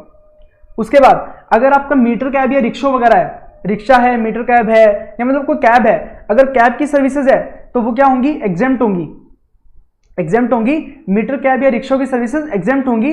बट अगर आपने वही सर्विसेज ईसीओ के थ्रू प्रोवाइड कराई, ईसीओ मतलब इलेक्ट्रॉनिक कॉमर्स ऑपरेटर के थ्रू प्रोवाइड कराई, तो एग्जेम्प्ट नहीं होगा। मतलब जो नॉर्मल जो रिक्शा चलते हैं, अगर वो आप नॉर्मल रिक्शा चला रहे हो, उसके लिए आप उसका जो आपको फीस मिलता है वो तो एग्जेम्प्ट है, बट अगर वही रिक्शा आप ओला उबर पे चला रहे हो, उसका पैसा मिल रहा है, तो वो एग्जेम्प्ट नहीं है। और मीटर कैब और रिक्शा के अलावा अगर कोई गाड़ी है, मान लो नॉर्मल रेडियो टैक्सी है या जो कैब है, वो हमेशा क्या रहेंगे, टैक्सेबल रहेंगे। अब जो ट्रांसपोर्टेशन होता है पैसेंजर का, वो रोड के अलावा भी होता है। अब रोड के अलावा कैसे हो सकता है, रेलवे के थ्रू। अब रेलवे के थ्रू अगर तो है एसी कोचेस, एसी कोच है या फिर फर्स्ट क्लास है, फर्स्ट क्लास वाले जो कोचेस होते हैं और एसी कोचेस होते हैं वो तो होंगे टैक्सेबल। अगर मेट्रो, मोनोरेल, ट्रांसवे, जो ये डिफरेंट टाइप की रेल्स आती है ना, वो उसमें कोई भी टिकट हो एग्जेम्प्ट होती है, और उसके अलावा कोई टिकट है तो वो रहेगी एग्जेम्प्ट। कहने का मतलब सिर्फ जो नॉर्मल ट्रेन में एसी क्लास या फिर फर्स्ट क्लास जो होता है ना, वही टैक्सेबल रहेगा, बाकी सब क्या होगा, एग्जेम्प्ट होगा रेलवे में। वाटर की बात करें, पानी में, अगर पानी में इनलैंड वाटरवेज हैं, अगर इनलैंड वाटरवेज है तो वो पूरा एग्जेम्प्ट है। अगर आप किसी वेसल क्रूज के थ्रू आप कोई राइड कर रहे हो तो उसमें अगर वो टूरिज्म के लिए आपने हायर करी है तो टैक्सेबल होगा, और अदर देन टूरिज्म है तो एग्जेम्प्ट होगा। देन अगर आप हवाई जहाज की बात करो, एयरवेज की बात करो, तो अगर आप इकोनॉमी क्लास में ट्रेवल करते हो, इकोनॉमी क्लास में ट्रेवल करते हो और आप कहां जा रहे हो, आप या तो वहां से लैंड कर रहे हो या फिर वहां से टेक ऑफ कर रहे हो। कहां से, अरुणाचल प्रदेश, असम, मेघालय, मणिपुर, मिजोरम, नागालैंड, सिक्किम, त्रिपुरा, या फिर वेस्ट बंगाल का एक जगह है बागडोर। ठीक है, तो ये अगर इन 7 जगह और 8 जगहों से अगर आप लैंड कर रहे हो या फिर टेक ऑफ कर रहे हो, तो ऐसे केस में जो है इकोनॉमी क्लास की जो टिकट है उस पे जीएसटी नहीं लगेगा, but other than economy class पे जीएसटी लगेगा। और इन 8 स्टेट के अलावा कहीं भी आप टेक ऑफ या लैंड कर रहे हो, मतलब इन 8 स्टेट में आप टेक ऑफ या लैंड कुछ भी नहीं कर रहे, उस केस में आपका जो टिकट है वो टैक्सेबल हो जाएगा। मतलब 8 स्टेट कौन से हैं? जो 7 स्टेट जो नॉर्थ ईस्टर्न वाले स्टेट थे, प्लस ये जो वेस्ट बंगाल का बागडोर करके जिला है, उसमें अगर कोई एयरवेज का लैंडिंग हो रहा है या फिर डिपार्ट हो रही है, तो ऐसे केस में इकोनॉमिक क्लास पे टैक्स नहीं लगेगा, एग्जेम्प्ट हो जाएगा। अगर कोई सर्विसेज प्रोवाइड कराई गई है to central government by transport of passenger embarking terminating. हाँ, अब होता क्या है, जब पहले देश में ना ज़्यादा एयरपोर्ट नहीं थे, फिर गवर्नमेंट ने उसको बढ़ावा देने के लिए एयरपोर्ट वालों को बोला कि आप छोटी छोटी जगह पे अगर आप एयरपोर्ट खोलोगे तो मान लो 5,000 रुपये की टिकट है, तो 5,000 रुपये की टिकट में से ऐसा करेंगे हम 2,500 रुपये गवर्नमेंट दे दी, सेंट्रल गवर्नमेंट। तो जो सेंट्रल गवर्नमेंट ये वाला पैसा दे रही है ना, इसको बोलते हैं वायबिलिटी गैप फंडिंग। तो इस पैसे पे जीएसटी नहीं लगेगा, एग्जेम्प्ट हो जाएगा। तो जो सर्विसेज प्रोवाइड कराई जा रही है to central government by transport of passenger through regional connectivity scheme, इस स्कीम का नाम था regional connectivity scheme against consideration viability gap funding, उस पर जीएसटी नहीं लगेगा। अब अगर आप कोई व्हीकल हायरिंग पे दे रहे हो, किसको दे रहे हो, मतलब आपके पास एक बस है, आपने क्या किया, स्टेट ट्रांसपोर्ट अंडरटेकिंग, जैसे होता है ना राजस्थान रोडवेज, या ऐसे ही हर स्टेट की जो रोड की जो ट्रांसपोर्टेशन की जो एजेंसियां होती हैं या फिर अंडरटेकिंग होती है, अगर आप इनको बस वगैरह आप किस पे दे रहे हो, रेंट पे दे रहे हो, कौन सा व्हीकल, मोर देन 12 पैसेंजर जो कैरी कर सकता है, तो बस वगैरह बात हो गई। अगर बस वगैरह आप इनको किस पे दे रहे हो, रेंट पे दे रहे हो, तो ऐसे केस में इस पे जीएसटी नहीं लगेगा। अब कोई लोकल अथॉरिटी है, लोकल अथॉरिटी को आप रेंट पे दे रहे हो कोई इलेक्ट्रिक व्हीकल, कोई इलेक्ट्रिक व्हीकल जो कि 12 पैसेंजर से ज्यादा कैरी कर सकता है, तो उस पर भी जीएसटी नहीं लगेगा। अगर आप कोई गुड्स ट्रांसपोर्ट एजेंसी को कोई व्हीकल हायर पे दे रहे हो, कोई गुड्स ट्रांसपोर्ट एजेंसी है, कोई जीटीए का धंधा कर रहा है, आप उसको एक ट्रक लाके दे रहे हो, ट्रक दे दिया आपने हायरिंग पे, तो उस ट्रांसपोर्टेशन ऑफ गुड्स के लिए, तो वो हायरिंग के लिए जो आपको रेंट मिल रहा है वो भी एग्जेम्प्ट होगा। ठीक है, तो मैंने क्या बोलना चाहा, आपके पास कोई ऐसा व्हीकल है जो मोर देन 12 से ज्यादा पैसेंजर कवर करता है, तो ऐसे व्हीकल को अगर आप हायरिंग पे देते हो, किसको, स्टेट ट्रांसपोर्ट अंडरटेकिंग को, तो उस पर टैक्स नहीं लगेगा। आपके पास कोई इलेक्ट्रिक व्हीकल है जो 12 से ज्यादा पैसेंजर कैरी कर सकता है, अगर आप ऐसा व्हीकल किसको हायर पे दे रहे हो, लोकल अथॉरिटी को, तो उसके इसमें भी जीएसटी नहीं लगेगा। अगर आपके पास कोई ट्रांसपोर्टेशन ऑफ गुड्स का ट्रक वगैरह है या कोई ऐसा व्हीकल है, वो आप किसको देते हो, गुड्स ट्रांसपोर्ट एजेंसी को, तो ऐसे केस में भी उस पर भी जीएसटी नहीं लगेगा। और अगर मान लो एक स्कूल है, स्कूल ने बच्चों को घर पे छोड़ना और लाने के लिए एक बंदे को अपॉइंट किया हुआ है, एक एजेंसी को अपॉइंट किया गया है, एबीसी लिमिटेड। वो क्या करता है, वो अपनी बसें चलाता है, बस स्कूल से बच्चों को लेके आना और छोड़ के आना, ये उसका काम है। अब ये एबीसी लिमिटेड के पास बसें हैं ना, वो आप हायर पे दे रहे हो, मिस्टर एक्स इसको बसेस हायर पे दे रहा है, तो जो इस मिस्टर एक्स ने इसको बसेस हायर पे दी हैं, तो ऐसे बसेस पे हायरिंग पे जीएसटी नहीं लगेगा। तो कोई भी motor vehicle for transport of student faculty staff to person providing transportation services भी एग्जेम्प्ट है जीएसटी के परव्यू से। ये हमने बात करी पैसेंजर ट्रांसपोर्टेशन की। अब हम बात कर लेते हैं गुड्स ट्रांसपोर्टेशन की। अगर गुड्स का ट्रांसपोर्ट हो रहा है तो क्या क्या एग्जेम्प्ट रहेगा। अगर गुड्स ट्रांसपोर्ट हो रहा है अदर देन कोरियर एजेंसी, मतलब ये ब्लू डार्ट, डीटीडीसी वगैरह, ये जो कोरियर एजेंसी ट्रांसपोर्ट करती हैं गुड्स का, उस पर टैक्स लगेगा। या फिर कोई जीटीए है, गुड्स ट्रांसपोर्ट एजेंसी है, अगर उसके थ्रू गुड्स ट्रांसपोर्ट हो रहा है, ठीक है, तो ऐसे केस में टैक्स लगेगा। अदरवाइज अगर रोड के थ्रू कोई भी गुड्स ट्रांसपोर्ट हो रहा है या फिर इनलैंड वाटरवेज के थ्रू हो रहा है, तो उस पर जीएसटी नहीं लगेगा। कहने का मतलब, अगर मान लो आपके पास कोई नॉर्मल टेम्पो है या नॉर्मल कोई ट्रक है, बट आपकी गुड्स ट्रांसपोर्ट एजेंसी नहीं है एज सच, तो अगर गुड्स ट्रांसपोर्ट एजेंसी नहीं है और कोरियर एजेंसी नहीं है, उसके अलावा कोई भी व्यक्ति अगर रोड के थ्रू ट्रांसपोर्ट कर रहा है गुड्स का या फिर इनलैंड वाटरवेज के थ्रू कर रहा है, तो उस पर जीएसटी नहीं लगेगा।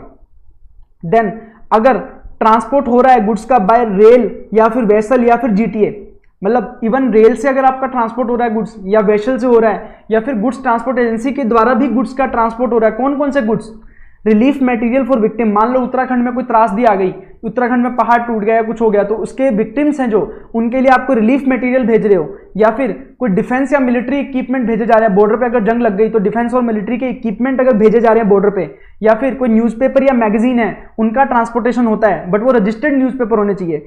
कोई एग्रीकल्चर प्रोड्यूस है, एग्रीकल्चर प्रोड्यूस को अगर भेज रहे हो, या फिर मिल्क, दूध, नमक, या फिर कोई खाने का सामान अगर आप भेज रहे हो, खाने के सामान में क्या हो सकता है, फ्लोर, आटा, पल्सेस, राइस, दाल, आटा और राइस, ऑर्गेनिक मैन्योर, अगर ये 6 चीजें आप ट्रांसपोर्ट करवा रहे हो बाय वे ऑफ रेल हो, वेसल हो या गुड्स ट्रांसपोर्ट एजेंसी हो, तो ये एग्जेम्प्ट रहेगा। पर ध्यान रखना, अगर ये 6 चीजें एयरवेज के थ्रू जा रही है ना, तो टैक्सेबल है।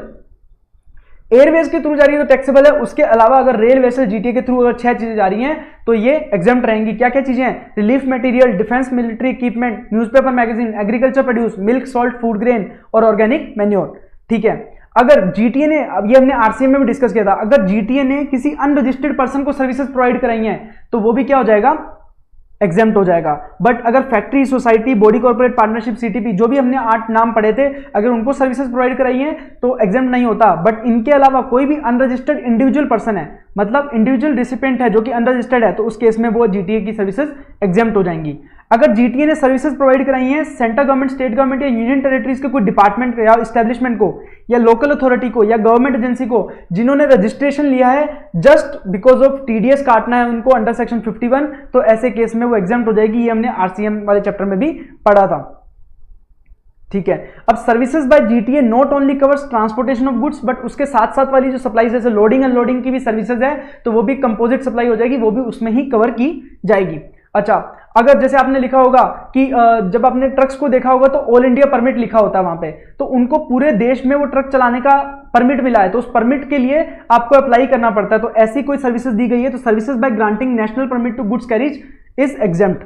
अगर रोड पे जो आप रोड या ब्रिज पे आप टोल चार्जेस देते हो, या फिर आपके मान लो गाड़ी पे फास्ट टैग नहीं लगा हुआ और फास्ट टैग नहीं लगने की वजह से आपको दुगना टोल चार्जेस भी देना पड़ रहा है, तो ऐसे केस में वो जो टोल चार्जेस है वो सारा एग्जेम्प्ट है।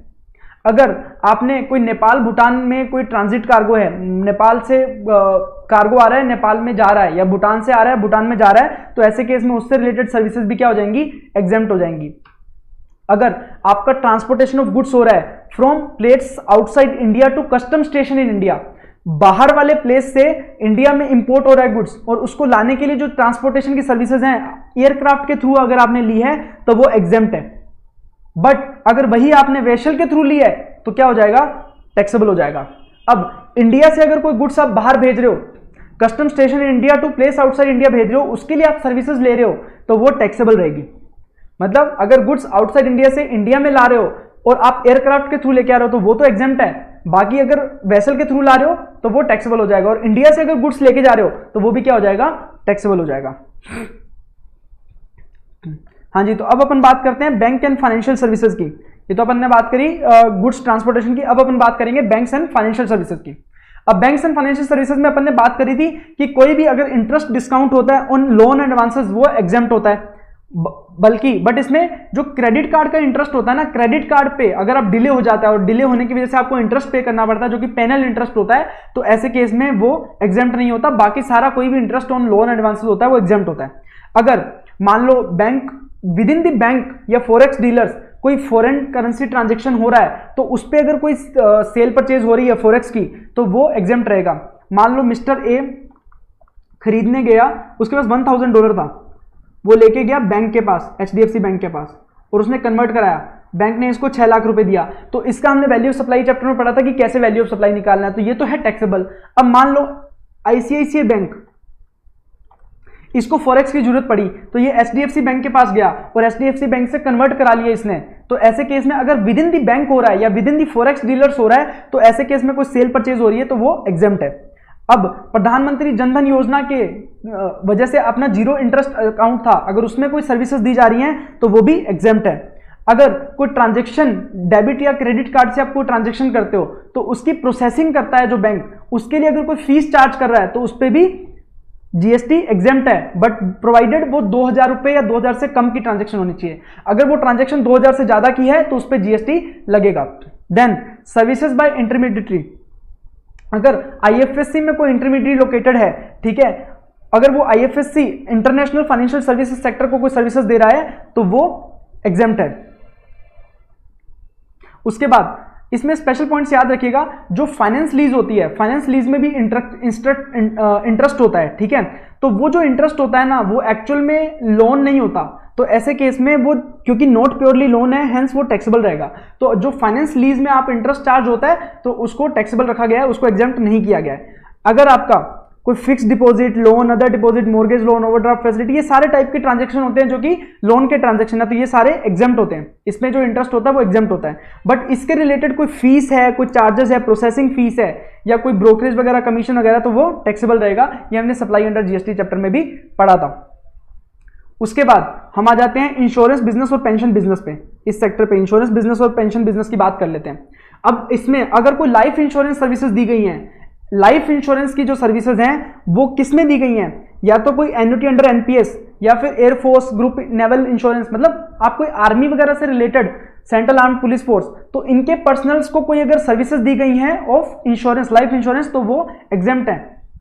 ठीक है, अगर लाइफ इंश्योरेंस सर्विसेज दी गई हैं अंडर जनश्री योजना, आमदन, ये जो छोटे मोटे ये बीमा योजना है ना, प्रधानमंत्री जीवन ज्योति, जनधन जनधन, ये सारे जो गवर्नमेंट की योजनाएं हैं, इसमें अगर कोई सर्विसेज दी गई लाइफ इंश्योरेंस की तो वो भी एग्जेम्प्ट है।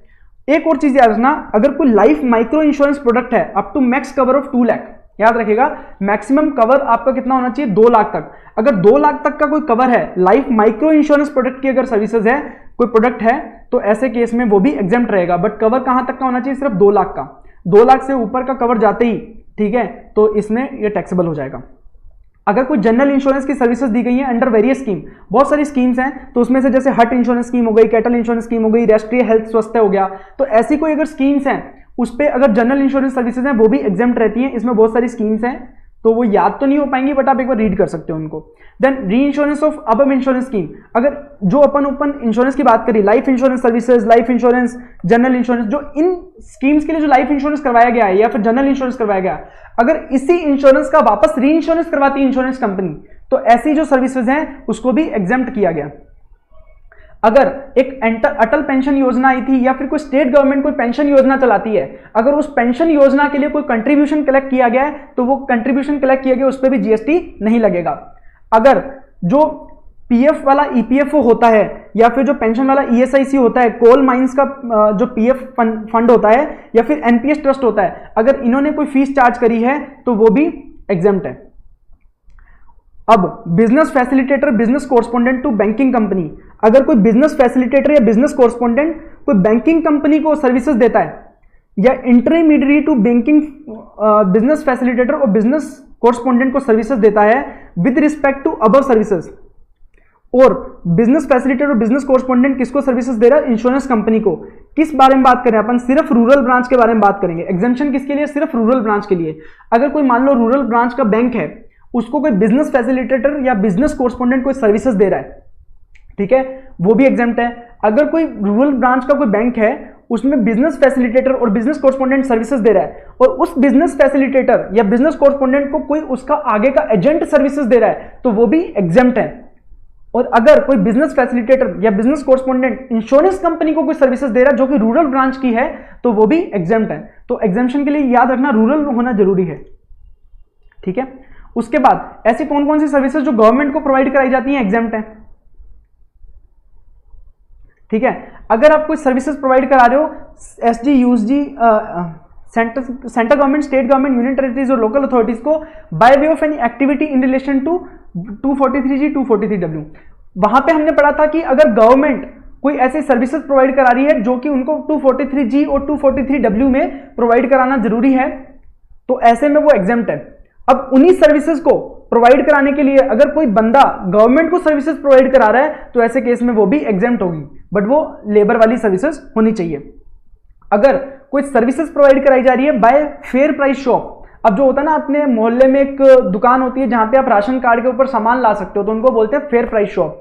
तो ऐसे में जो गवर्नमेंट के बिहाफ पे वो फेयर प्राइस शॉप डिस्ट्रीब्यूशन करता है अनाज का गरीब लोगों में, तो उसके लिए वो कुछ कमीशन चार्ज करता है स्टेट गवर्नमेंट, सेंट्रल गवर्नमेंट या यूनियन टेरिटरी से, तो वो वाली सर्विसेज भी एग्जेम्प्ट रहेंगी। उसके बाद कोई इंश्योरेंस सर्विसेज हैं जो सेंट्रल गवर्नमेंट, स्टेट गवर्नमेंट और यूनियन टेरिटरीज को प्रोवाइड कराई गई है, जहां पे प्रीमियम किसने पे किया है, गवर्नमेंट ने पे किया है, तो ऐसे केस में उस पे एग्जेम्प्ट रहेगा। मतलब कोई भी इंश्योरेंस सर्विसेज जो सेंट्रल गवर्नमेंट, स्टेट गवर्नमेंट और यूनियन टेरिटरीज को प्रोवाइड कराई गई हैं जिसका प्रीमियम सेंट्रल गवर्नमेंट पे कर रहा है, तो वो भी एग्जेम्प्ट रहेगा। अगर कोई ट्रेनिंग सर्विसेज हैं जो सेंट्रल गवर्नमेंट, स्टेट गवर्नमेंट या यूनियन टेरिटरीज को प्रोवाइड कराई गई जिसका 75% या उससे ज्यादा का एक्सपेंस कौन बोन कर रहा है, central government, state government, union territories, तो वो भी एग्जेम्प्ट रहेगा। ट्रेनिंग सर्विसेज जहां पे 75% से ज्यादा का एक्सपेंस कौन बोन करना है, सेंट्रल गवर्नमेंट, स्टेट गवर्नमेंट और यूनियन टेरिटरीज। अब अपन बात कर लेते हैं लीजिंग सर्विसेज की। अब हम बात कर लेते हैं लीजिंग सर्विसेज की। अब लीजिंग सर्विसेज में ज़्यादा दिमाग नहीं लगाना, इसमें क्या है, मोर देन 30 ईयर्स के लिए अगर आपने कोई लीज पे दिया है इंडस्ट्रियल प्लॉट या फिर development of financial business promote करने के लिए आपने कोई प्लॉट दिया है डेवलपमेंट के लिए, किसने दिया है, स्टेट गवर्नमेंट की इंडस्ट्रियल डेवलपमेंट कॉर्पोरेशन ने दिया है या फिर कोई भी अदर एंटिटी जिसमें मोर देन 20% किसका स्टेक है, सेंट्रल गवर्नमेंट, स्टेट गवर्नमेंट की, यूनियन टेरिटरीज का, और किसको प्रोवाइड कराया गया है, कोई इंडिविजुअल यूनिट को या फिर कोई डेवलपर जो वहां पे डेवलपमेंट करेगा। तो ऐसे केस में वो जो जमीन के लिए आपने पैसा लिया है ना, वो उस पर जीएसटी नहीं लगेगा, ठीक है। बट जैसे ही आप उसको उस इंडस्ट्रियल पर्पज से यूज नहीं करेंगे या इंडस्ट्रियल पर्पज के लिए यूज नहीं करेंगे, तो ऐसे केस में आपको जीएसटी पे करना पड़ेगा, आपको जीएसटी पे करना पड़ेगा विदाउट एनी फेलियर, ठीक है। अब अगर कोई रेजिडेंशियल ड्वेलिंग है, अगर आप कोई रेजिडेंशियल ड्वेलिंग है वो रेजिडेंस के लिए दे रहे हो टू अनरजिस्टर्ड पर्सन, तो वो भी एग्जेम्प्ट रहेगा। देखिए, अगर मैंने कोई रेजिडेंशियल ड्वेलिंग किसको दिया, रजिस्टर्ड पर्सन को दिया, तो वो टैक्सेबल रहेगा, बट अनरजिस्टर्ड पर्सन को दिया तो एग्जेम्प्ट रहेगा। बट वो भी कौन क्या होना चाहिए, रेजिडेंस के लिए। अगर मैंने अनरजिस्टर्ड पर्सन को बिजनेस के लिए यूज करने के लिए दिया या फिर रहने के लिए नहीं दिया, मैंने बिजनेस पर्पज के लिए दिया, तो ऐसे केस में उस पर जीएसटी लगेगा। बट अगर आपने रेजिडेंस के लिए दिया, रहने के लिए दिया किसको, अनरजिस्टर्ड पर्सन को, तो वो एग्जेम्प्ट होगा। उसके बाद अपन बात कर लेते हैं लीगल सर्विसेज की। अब लीगल सर्विसेज देखो, कोई भी लॉ फर्म हो, कोई भी आर्बिट्रल ट्रिब्यूनल हो, एडवोकेट हो या सीनियर एडवोकेट हो, लॉ फर्म भी हो सकती है, एडवोकेट भी हो सकता है, सीनियर एडवोकेट भी हो सकता है या फिर आर्बिट्रल ट्रिब्यूनल भी हो सकता है। अगर इन्होंने कोई सर्विसेज, लीगल सर्विसेज प्रोवाइड कराई है किसको, any person other than business entity. अगर बिजनेस एंटिटी है, बिजनेस एंटिटी के अलावा कोई व्यक्ति है, उसको अगर लीगल सर्विसेज प्रोवाइड कराई गई हैं, या फिर business entities having aggregate turnover lesser then 20 lakh और 40 लाख। 20 लाख 40 लाख क्यों बोला, उनको रजिस्ट्रेशन करवाना पड़ जाएगा 20 लाख 40 लाख होते ही। तो 20 लाख या 40 लाख होते ही अगर उनको रजिस्ट्रेशन करवाना पड़ गया, ठीक है, अगर उससे भी कम का उनका टर्नओवर है, 20 लाख या 40 लाख से कम का भी उनका टर्नओवर है, amount making eligible to get registered in previous year, अगर पिछले साल उनका जो टर्नओवर है, पिछले साल की बात करेंगे, प्रीवियस ईयर की, प्रीवियस ईयर में अगर उनका turnover lesser than the amount eligible to get registered से कम है, ऐसे व्यक्ति को अगर सर्विसेज प्रोवाइड कराई हैं, या फिर central government, state government, local authority, union territories, government authority, government entity को कोई लीगल सर्विसेज प्रोवाइड कराई गई हैं, तो एग्जेम्प्ट होगी। तो किस किस को, any person other than business entity, और बिजनेस एंटिटी में भी अगर उसका पिछले साल टर्नओवर रजिस्ट्रेशन करवाने वाला जो टर्नओवर का थ्रेशोल्ड है उससे कम है, और central government, state government, union territories, उनकी अथॉरिटी और उनकी एंटिटीज को अगर कोई लीगल सर्विसेज प्रोवाइड कराई गई है by law form, arbitrator, advocate और सीनियर एडवोकेट, वो एग्जेम्प्ट रहेगा। अब अगर लीगल सर्विसेज प्रोवाइड कराई गई है एडवोकेट के द्वारा, फॉर्म ऑफ एडवोकेट को, अगर लीगल सर्विसेज प्रोवाइड कराई गई है एडवोकेट के द्वारा फॉर्म ऑफ एडवोकेट को, तो एग्जेम्प्ट है। और अगर यही सर्विसेज सीनियर एडवोकेट ने एडवोकेट और फॉर्म ऑफ एडवोकेट को प्रोवाइड कराई है, तो टैक्सेबल हो जाएगा। मतलब आप बाकी किसी को प्रोवाइड कराओ, अगर फॉर्म एडवोकेट है या फिर एडवोकेट है, उसने किसी दूसरी एडवोकेट और फॉर्म ऑफ एडवोकेट को अगर लीगल सर्विसेज प्रोवाइड कराई तो वो एग्जेम्प्ट रहेगी। बट अगर किसी सीनियर एडवोकेट ने किसी एडवोकेट या एडवोकेट ऑफ फॉर्म को सर्विसेज प्रोवाइड कराई तो वो टैक्सेबल होंगी। उसके बाद ये स्पॉन्सरशिप एंड स्पोर्ट्स की है। देखो, स्पोर्ट्स की अगर इवेंट ऑर्गेनाइज किए जाते हैं इन एजेंसीज के द्वारा, या आप तो सीधा याद रखो कि कोई भी ये एजेंसीज हैं, अगर उनके द्वारा सर्विसेज प्रोवाइड कराई जाती हैं, स्पोर्ट्स इवेंट ऑर्गेनाइज किए जाते हैं, अगर उसमें कोई स्पॉन्सरशिप सर्विसेज है तो वो सारी एग्जेम्प्ट होंगी। Then other exempt services. अब देखो, ये ऊपर अपन ने सेक्टर वाइज पढ़ा, अब ऐसी बहुत सारी सर्विसेज हैं जिनको हम अलग अलग सेक्टर में नहीं पढ़ गए, बाकी की जो बची हुई एग्जाम सर्विसेज वो हम पढ़ेंगे। तो ऐसी कौन कौन सी हैं, देखो, कोई नेशनल स्किल डेवलपमेंट कॉर्पोरेशन, जो अपन ने पढ़ा था, नेशनल स्किल डेवलपमेंट कॉर्पोरेशन होता है, सेक्टर स्किल काउंसिल होती है। तो ये जो भी गवर्नमेंट के द्वारा वोकेशनल कोर्सेज को, वोकेशनल डेवलपमेंट कोर्सेज को, या फिर नेशनल स्किल डेवलपमेंट प्रोग्राम के दौरान ये जो काउंसिल्स बनाई गई हैं, अगर इन्होंने कोई सर्विसेज प्रोवाइड कराई है तो वो क्या हो जाएगी, एग्जेम्प्ट हो जाएगी। कौन कौन, national skill development corporation, sector skill council by NSDL, assessment group, इनका ही ट्रेनिंग पार्टनर है कोई, तो उन्होंने अगर कोई सर्विसेज प्रोवाइड कराई है तो वो भी एग्जेम्प्ट हो जाएगी। अगर कोई असेसमेंट किया गया है by ministry of skill development, ministry of skill development ने कोई असेसमेंट किया है तो वो भी एग्जेम्प्ट रहेगा। अगर कोई ट्रेनिंग सर्विसेज प्रोवाइड कराई गई हैं अंडर दीनदयाल उपाध्याय ग्रामीण कौशल योजना तो वो भी एग्जेम्प्ट रहेगा। उसके बाद कोई आर्टिस्ट ने परफॉर्मेंस किया है, किसमें, म्यूजिक, डांस या थिएटर, याद रखिएगा म्यूजिक, डांस और थिएटर अगर फोक या क्लासिकल है, फोक या क्लासिकल है, उसमें अगर कोई परफॉर्मेंस किया है जिसका अमाउंट 1,50,000 1,50,000 से कम या उसके बराबर है तो एग्जेम्प्ट रहेगा। अगर उसने अमाउंट चार्ज किया 1,50,000 से ऊपर तो पूरा का पूरा टैक्सेबल हो जाएगा। अगर more entire amount will be taxable. किस किस केस में? अगर कोई आर्टिस्ट परफॉर्मेंस करता है किसमें? म्यूजिक में, डांस में और थिएटर में, और वो भी कौन सा होना चाहिए? फोक या क्लासिकल, ठीक है, और उसका अमाउंट है वो 1,50,000 रुपीज तक होना चाहिए तो एग्जेम्प्ट है, अदरवाइज पूरा का पूरा अमाउंट टैक्सेबल हो जाएगा। हाँ, अगर उसने सर्विसेज प्रोवाइड करी है एज ए ब्रांड एम्बेसडर, आप किसी कंपनी के ब्रांड एम्बेसडर की परफॉर्मेंस कर रहे हो, दैट केस में वो एग्जेम्प्ट नहीं रहेगा, भले ही अमाउंट आपका 1.5 लाख से कम हो तो भी कुछ फर्क नहीं पड़ता, तो भी वो एग्जेम्प्ट नहीं रहेगा। अगर नेक्स्ट पे आ जाते हैं, कुछ सर्कस, डांस, थियोरेटिकल परफॉर्मेंस या कोई अवार्ड फंक्शन हो रहा है या कोई स्पोर्ट्स का फंक्शन हो रहा है या कोई म्यूजिकल फंक्शन हो रहा है, कोई भी ऐसा फंक्शन होता है, कोई भी कॉन्सर्ट हो रहा है, कुछ भी हो रहा है, अगर उसमें टिकट है 500 रुपए तक की तब तो वो एग्जेम्प्ट है। अगर 500 रुपए से ऊपर है तो टैक्सेबल रहेगी। 500 रुपए याद रखिएगा, 500 रुपए तक तो एग्जेम्प्ट है, 500 रुपए से ऊपर आप जाते ही आपको टैक्स देना पड़ेगा। अगर सैटेलाइट लॉन्च की गई है, अगर सैटेलाइट लॉन्च की सर्विसेज कौन प्रोवाइड करा रहा है? इसरो प्रोवाइड करा रहा है या फिर अंतरिक्ष कॉर्पोरेशन प्रोवाइड करा रहा है या न्यू स्पेस इंडिया लिमिटेड। मान लो कोई कंपनी गई इनके पास कि भाई हमें सैटेलाइट लॉन्च करवानी है, मान लो एयरटेल है, एयरटेल को अपनी सैटेलाइट लॉन्च करवानी है, तो अगर इसरो ने कोई सैटेलाइट लॉन्च करके दी है तो उसकी सर्विसेज जो दी है इसरो, अंतरिक्ष कॉर्पोरेशन और न्यू स्पेस इंडिया लिमिटेड ने, ऐसे केस में वो एग्जेम्प्ट रहेगा। अगर कोई इलेक्ट्रिसिटी जो डिस्ट्रीब्यूशन और ट्रांसमिशन करते हैं तो आपके जो इलेक्ट्रिसिटी का बिल आता है उस पर जीएसटी नहीं लगता है, बट बहुत सारी चीजें टैक्सेबल होती हैं। जैसे अगर आप कोई नया मीटर लगवाना चाहते हो तो उसके लिए अगर आप एप्लीकेशन लगाओगे तो उसकी अगर कोई फीस पे करोगे तो वो टैक्सेबल रहेगी। अगर आप मीटर का कोई रेंटल चार्जेस पे कर रहे हो या फिर मीटर को आप टेस्ट करवा रहे हो या फिर कोई आपको केबल वगैरह शिफ्ट करवानी है तो आपने उनसे कांटेक्ट किया और आपने केबल वगैरह इधर उधर करवाई, या फिर डुप्लीकेट बिल चाहिए, आप ऐसी अगर सर्विसेज ले रहे हो उसके लिए कुछ पैसा पे कर रहे हो तो वो टैक्सेबल रहेगा। बट हाँ, आपका जो इलेक्ट्रिसिटी का बिल आएगा उस पर टैक्स नहीं लगेगा, उस पर जीएसटी नहीं लगेगा। उसके बाद जो न्यूज कलेक्ट करते हैं या प्रोवाइड कराते हैं कौन कौन? इंडिपेंडेंट कोई जर्नलिस्ट है या फिर कोई प्रेस ट्रस्ट ऑफ इंडिया है, यूनाइटेड न्यूज ऑफ इंडिया, अगर ये लोग न्यूज कलेक्ट करते हैं, प्रोवाइड कराते हैं, वो सर्विसेज पे भी जीएसटी नहीं लगेगा। फिर कोई पब्लिक लाइब्रेरीज हैं, पब्लिक लाइब्रेरीज की सर्विसेज पे भी जीएसटी नहीं लगेगा। अगर कोई ऑर्गेनाइजर ने सर्विसेज दी है फॉर हेल्डिंग एग्जीबिशन आउटसाइड इंडिया, कहाँ? एग्जीबिशन आउटसाइड इंडिया रखने के लिए, तो वो उस पर भी जीएसटी नहीं लगेगा, एक तरह से एक्सपोर्ट ऑफ सर्विस है। देन कोई national centre for cold chain development, ये हमारा जो एग्रीकल्चर प्रोड्यूस वगैरह होते हैं उनको कोल्ड स्टोरेज के लिए ये बनाया गया national centre for cold chain development, तो ये हेल्प करता है। तो अगर इसकी कोई सर्विसेज हैं तो वो भी एग्जेम्प्ट रहेंगी। अगर कोई इंडिया में मान लो एम्बेसी है, फॉरेन डिप्लोमेटिक मिशन बोलते हैं, मान लो ऑस्ट्रेलिया की एम्बेसी है या फिर कोई इजराइल की एम्बेसी है, तो अगर उनके द्वारा कोई सर्विसेज प्रोवाइड कराई गई हैं तो वो भी एग्जेम्प्ट रहेंगी। अगर आरटीआई एक्ट में आपको इन्फॉर्मेशन मांगते हो, जैसे आप कोई भी आरटीआई लगाते हो तो आपको 10 रुपए पे करने पड़ते हैं, तो उस पर जीएसटी नहीं लगता है। देन कोई सर्विसेज प्रोवाइड कराई गई है टू रिकॉग्नाइज स्पोर्ट्स बॉडी, मान लो बीसीसीआई जो ये कराता है, स्पोर्ट्स के इवेंट कराता है, अगर उसमें कोई प्लेयर, रेफरी, अंपायर, कोच या team manager, as a team manager कोई सर्विसेज देता है तो उस पर टैक्स नहीं लगता है। बट उसमें अगर आप as a selector, commentator, technician या क्यूरेटर हो तो उस पर टैक्स लगेगा, वो इसमें कवर नहीं होते। मतलब अगर किसी रिकॉग्नाइज स्पोर्ट्स बॉडी ने रिकॉग्नाइज स्पोर्ट्स बॉडी को कोई सर्विसेज प्रोवाइड कराई है या फिर रिकॉग्नाइज स्पोर्ट्स बॉडी को सर्विसेज प्रोवाइड कराई है किसी इंडिविजुअल ने, किस कैपेसिटी में?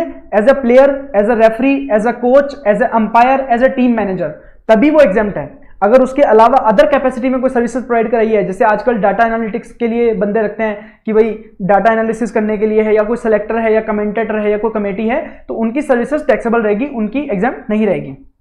देन कोई जो सुलभ शौचालय वगैरह होते हैं पब्लिक कन्वीनियंस के लिए, बाथरूम, वॉशरूम, लेबोरेटरीज, यूरिनल वगैरह जो बने होते हैं सड़कों वड़कों पे, तो उस पर जो जीएसटी है नहीं लगता है। ठीक है।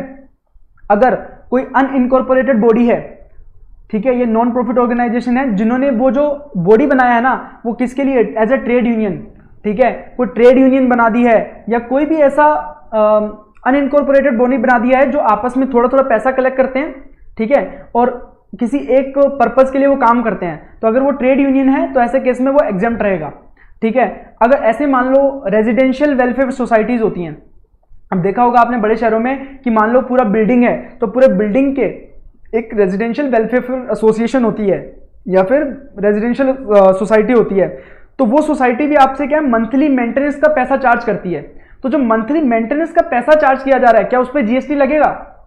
तो उसमें बताया गया है कि अगर वो amount up to 7500 per month है तब तो उस पर जीएसटी नहीं लगेगा, अदरवाइज उस पर जीएसटी लग जाएगा। किस केस में? हाउसिंग सोसाइटी है, रेजिडेंशियल सोसाइटी है, अगर वो अपने मेंबर से 7500 से कम पैसा ले रही है, 7500 रुपए तक ले रही है, तो एग्जेम्प्ट है, अदरवाइज टैक्सेबल है। अब उसमें ध्यान दीजिएगा, अगर तो 7500 रुपए से कम है, 7500 या 7500 से कम है तो एग्जेम्प्ट ही रहेगा।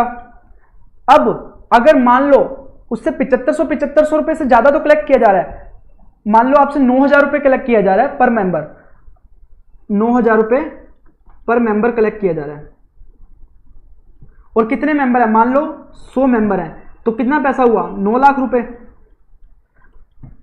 ठीक है, अब 9000 रुपए पर मेंबर है, 100 मेंबर है, तो 9 लाख रुपए हुआ। तो ऐसे केस में अगर अब 12 महीने का जोड़ोगे तो कितना हो जाएगा?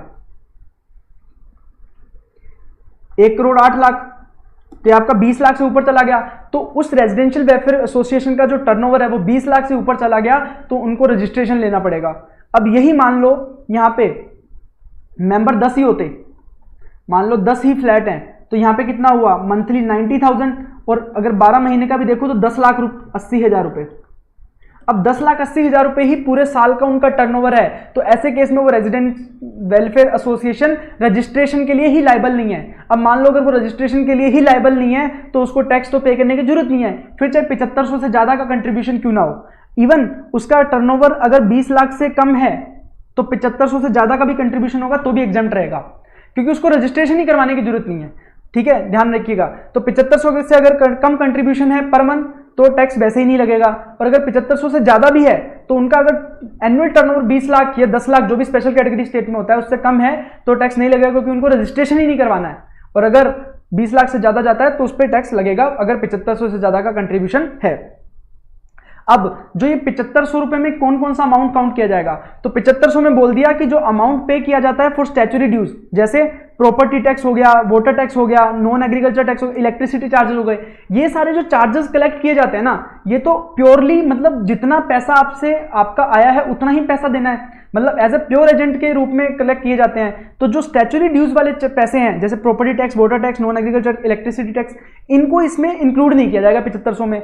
मान लो अगर किसी ने अमाउंट चार्ज किया 2000 रुपए, इन सब का चार्ज किया और इसका चार्ज किया 6500, तो यहां पे जो अमाउंट चार्ज 7500 काउंट करने के लिए जो अमाउंट लिया जाएगा वो 6500 ही लिया जाएगा, ना कि 8500। अमाउंट आपसे पूरा 8500 कलेक्ट किया है, पर वो जो 2000 रुपए थे वो एज ए प्योर एजेंट थे। कौन से? Property tax, water tax, non agriculture tax, electricity charges, ये सब चीजें कवर नहीं होगी। बट हाँ, car parking, repair and maintenance, अगर नॉन ऑक्यूपेंसी चार्जेस, ऐसा कुछ रिपेयर एंड मेंटेनेंस वगैरह के लिए पैसा ले रहे हैं तो वो 7500 के लिए काउंट होगा। अब मान लो किसी बंदे का उसी वेलफेयर सोसाइटी में दो फ्लैट हैं, ठीक है, तो अब काउंट कैसे होगा? तो वहां पे 2 फ्लैट है ना, तो पर फ्लैट काउंट होगा, जो 7500 रुपए है वो पर फ्लैट होगा।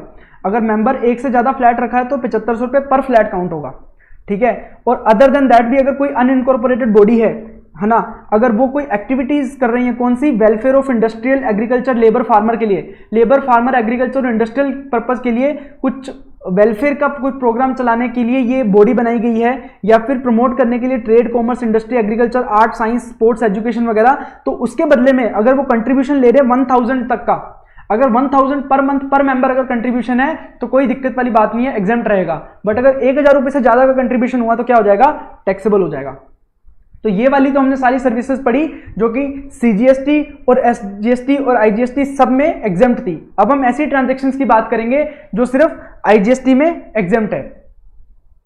हाँ जी, तो अब अपन बात कर लेते हैं सर्विसेज जो कि एग्जेम्प्ट है एक्सक्लूसिवली अंडर जीएसटी, ठीक है।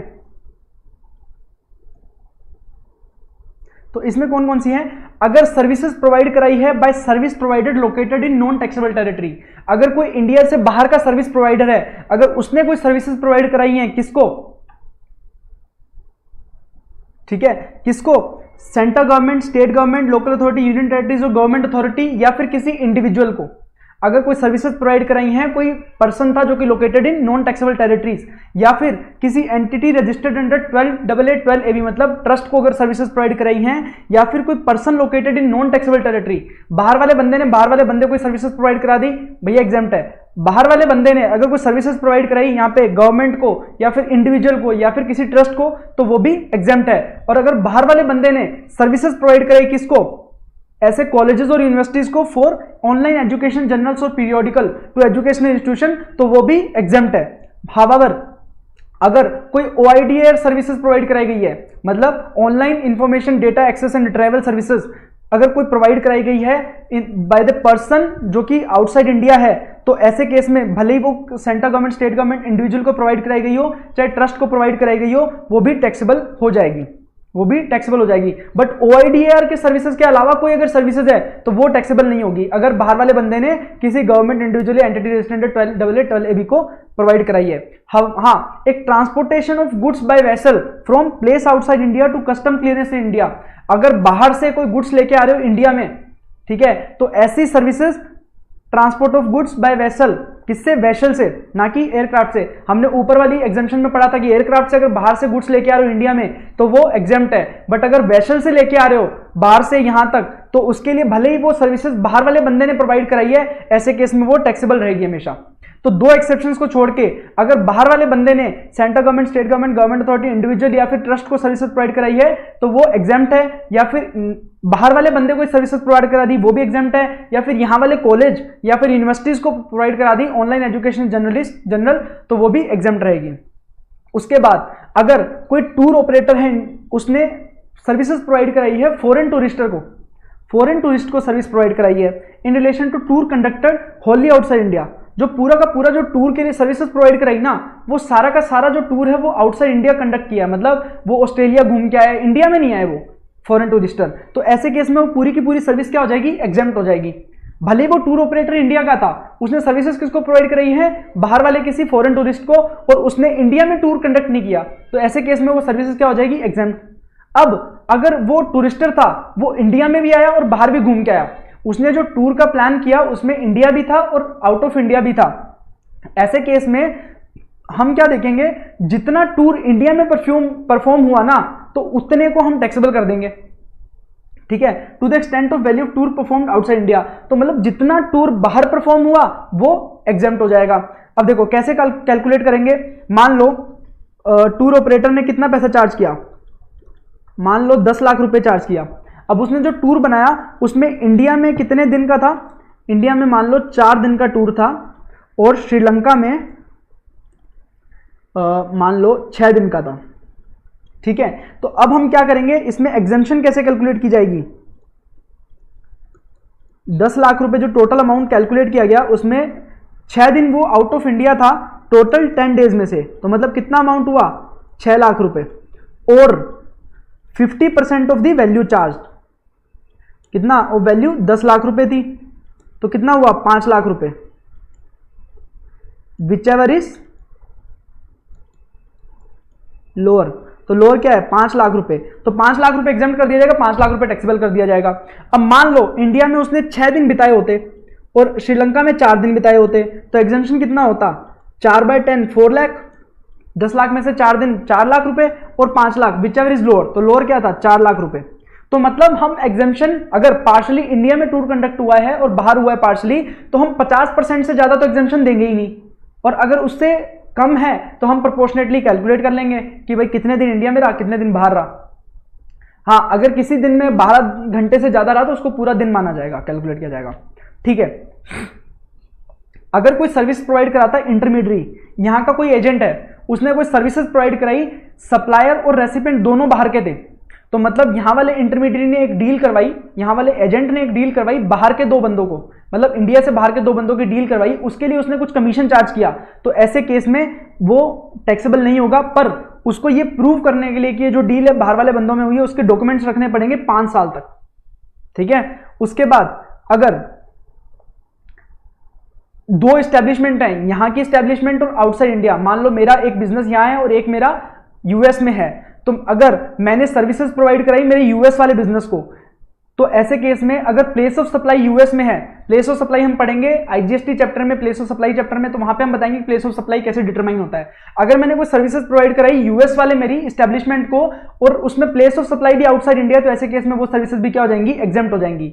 अगर कोई सर्विसेज इंपोर्ट करी हैं किसने, यूएन या फिर specified international organisation of UN nation, तो मतलब यूएन के डिफरेंट ऑर्गेनाइजेशन होते हैं, तो अगर उन्होंने कोई सर्विसेज इंपोर्ट करी है इंडिया में तो ऐसे में भी जीएसटी नहीं लगेगा।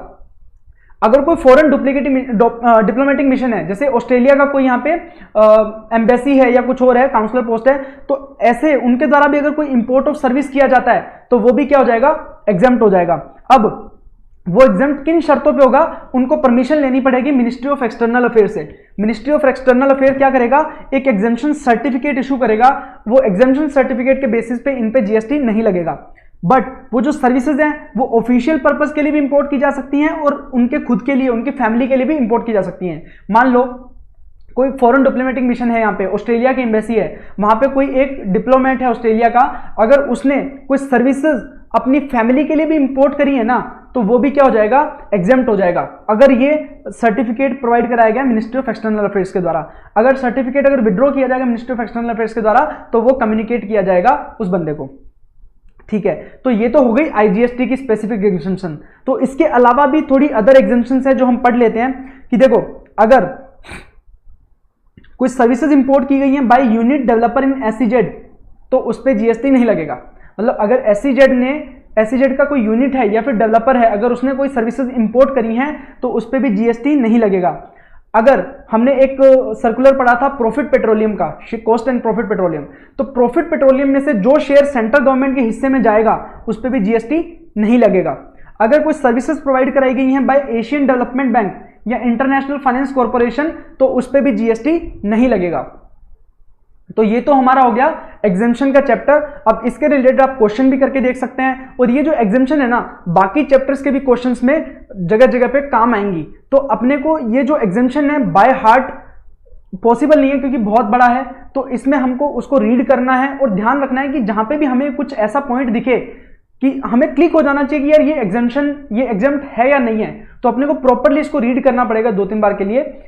Thank you so much guys. अगर कुछ भी डाउट रहता है तो आप मेरे को कांटेक्ट कर सकते हो। Thank you so much.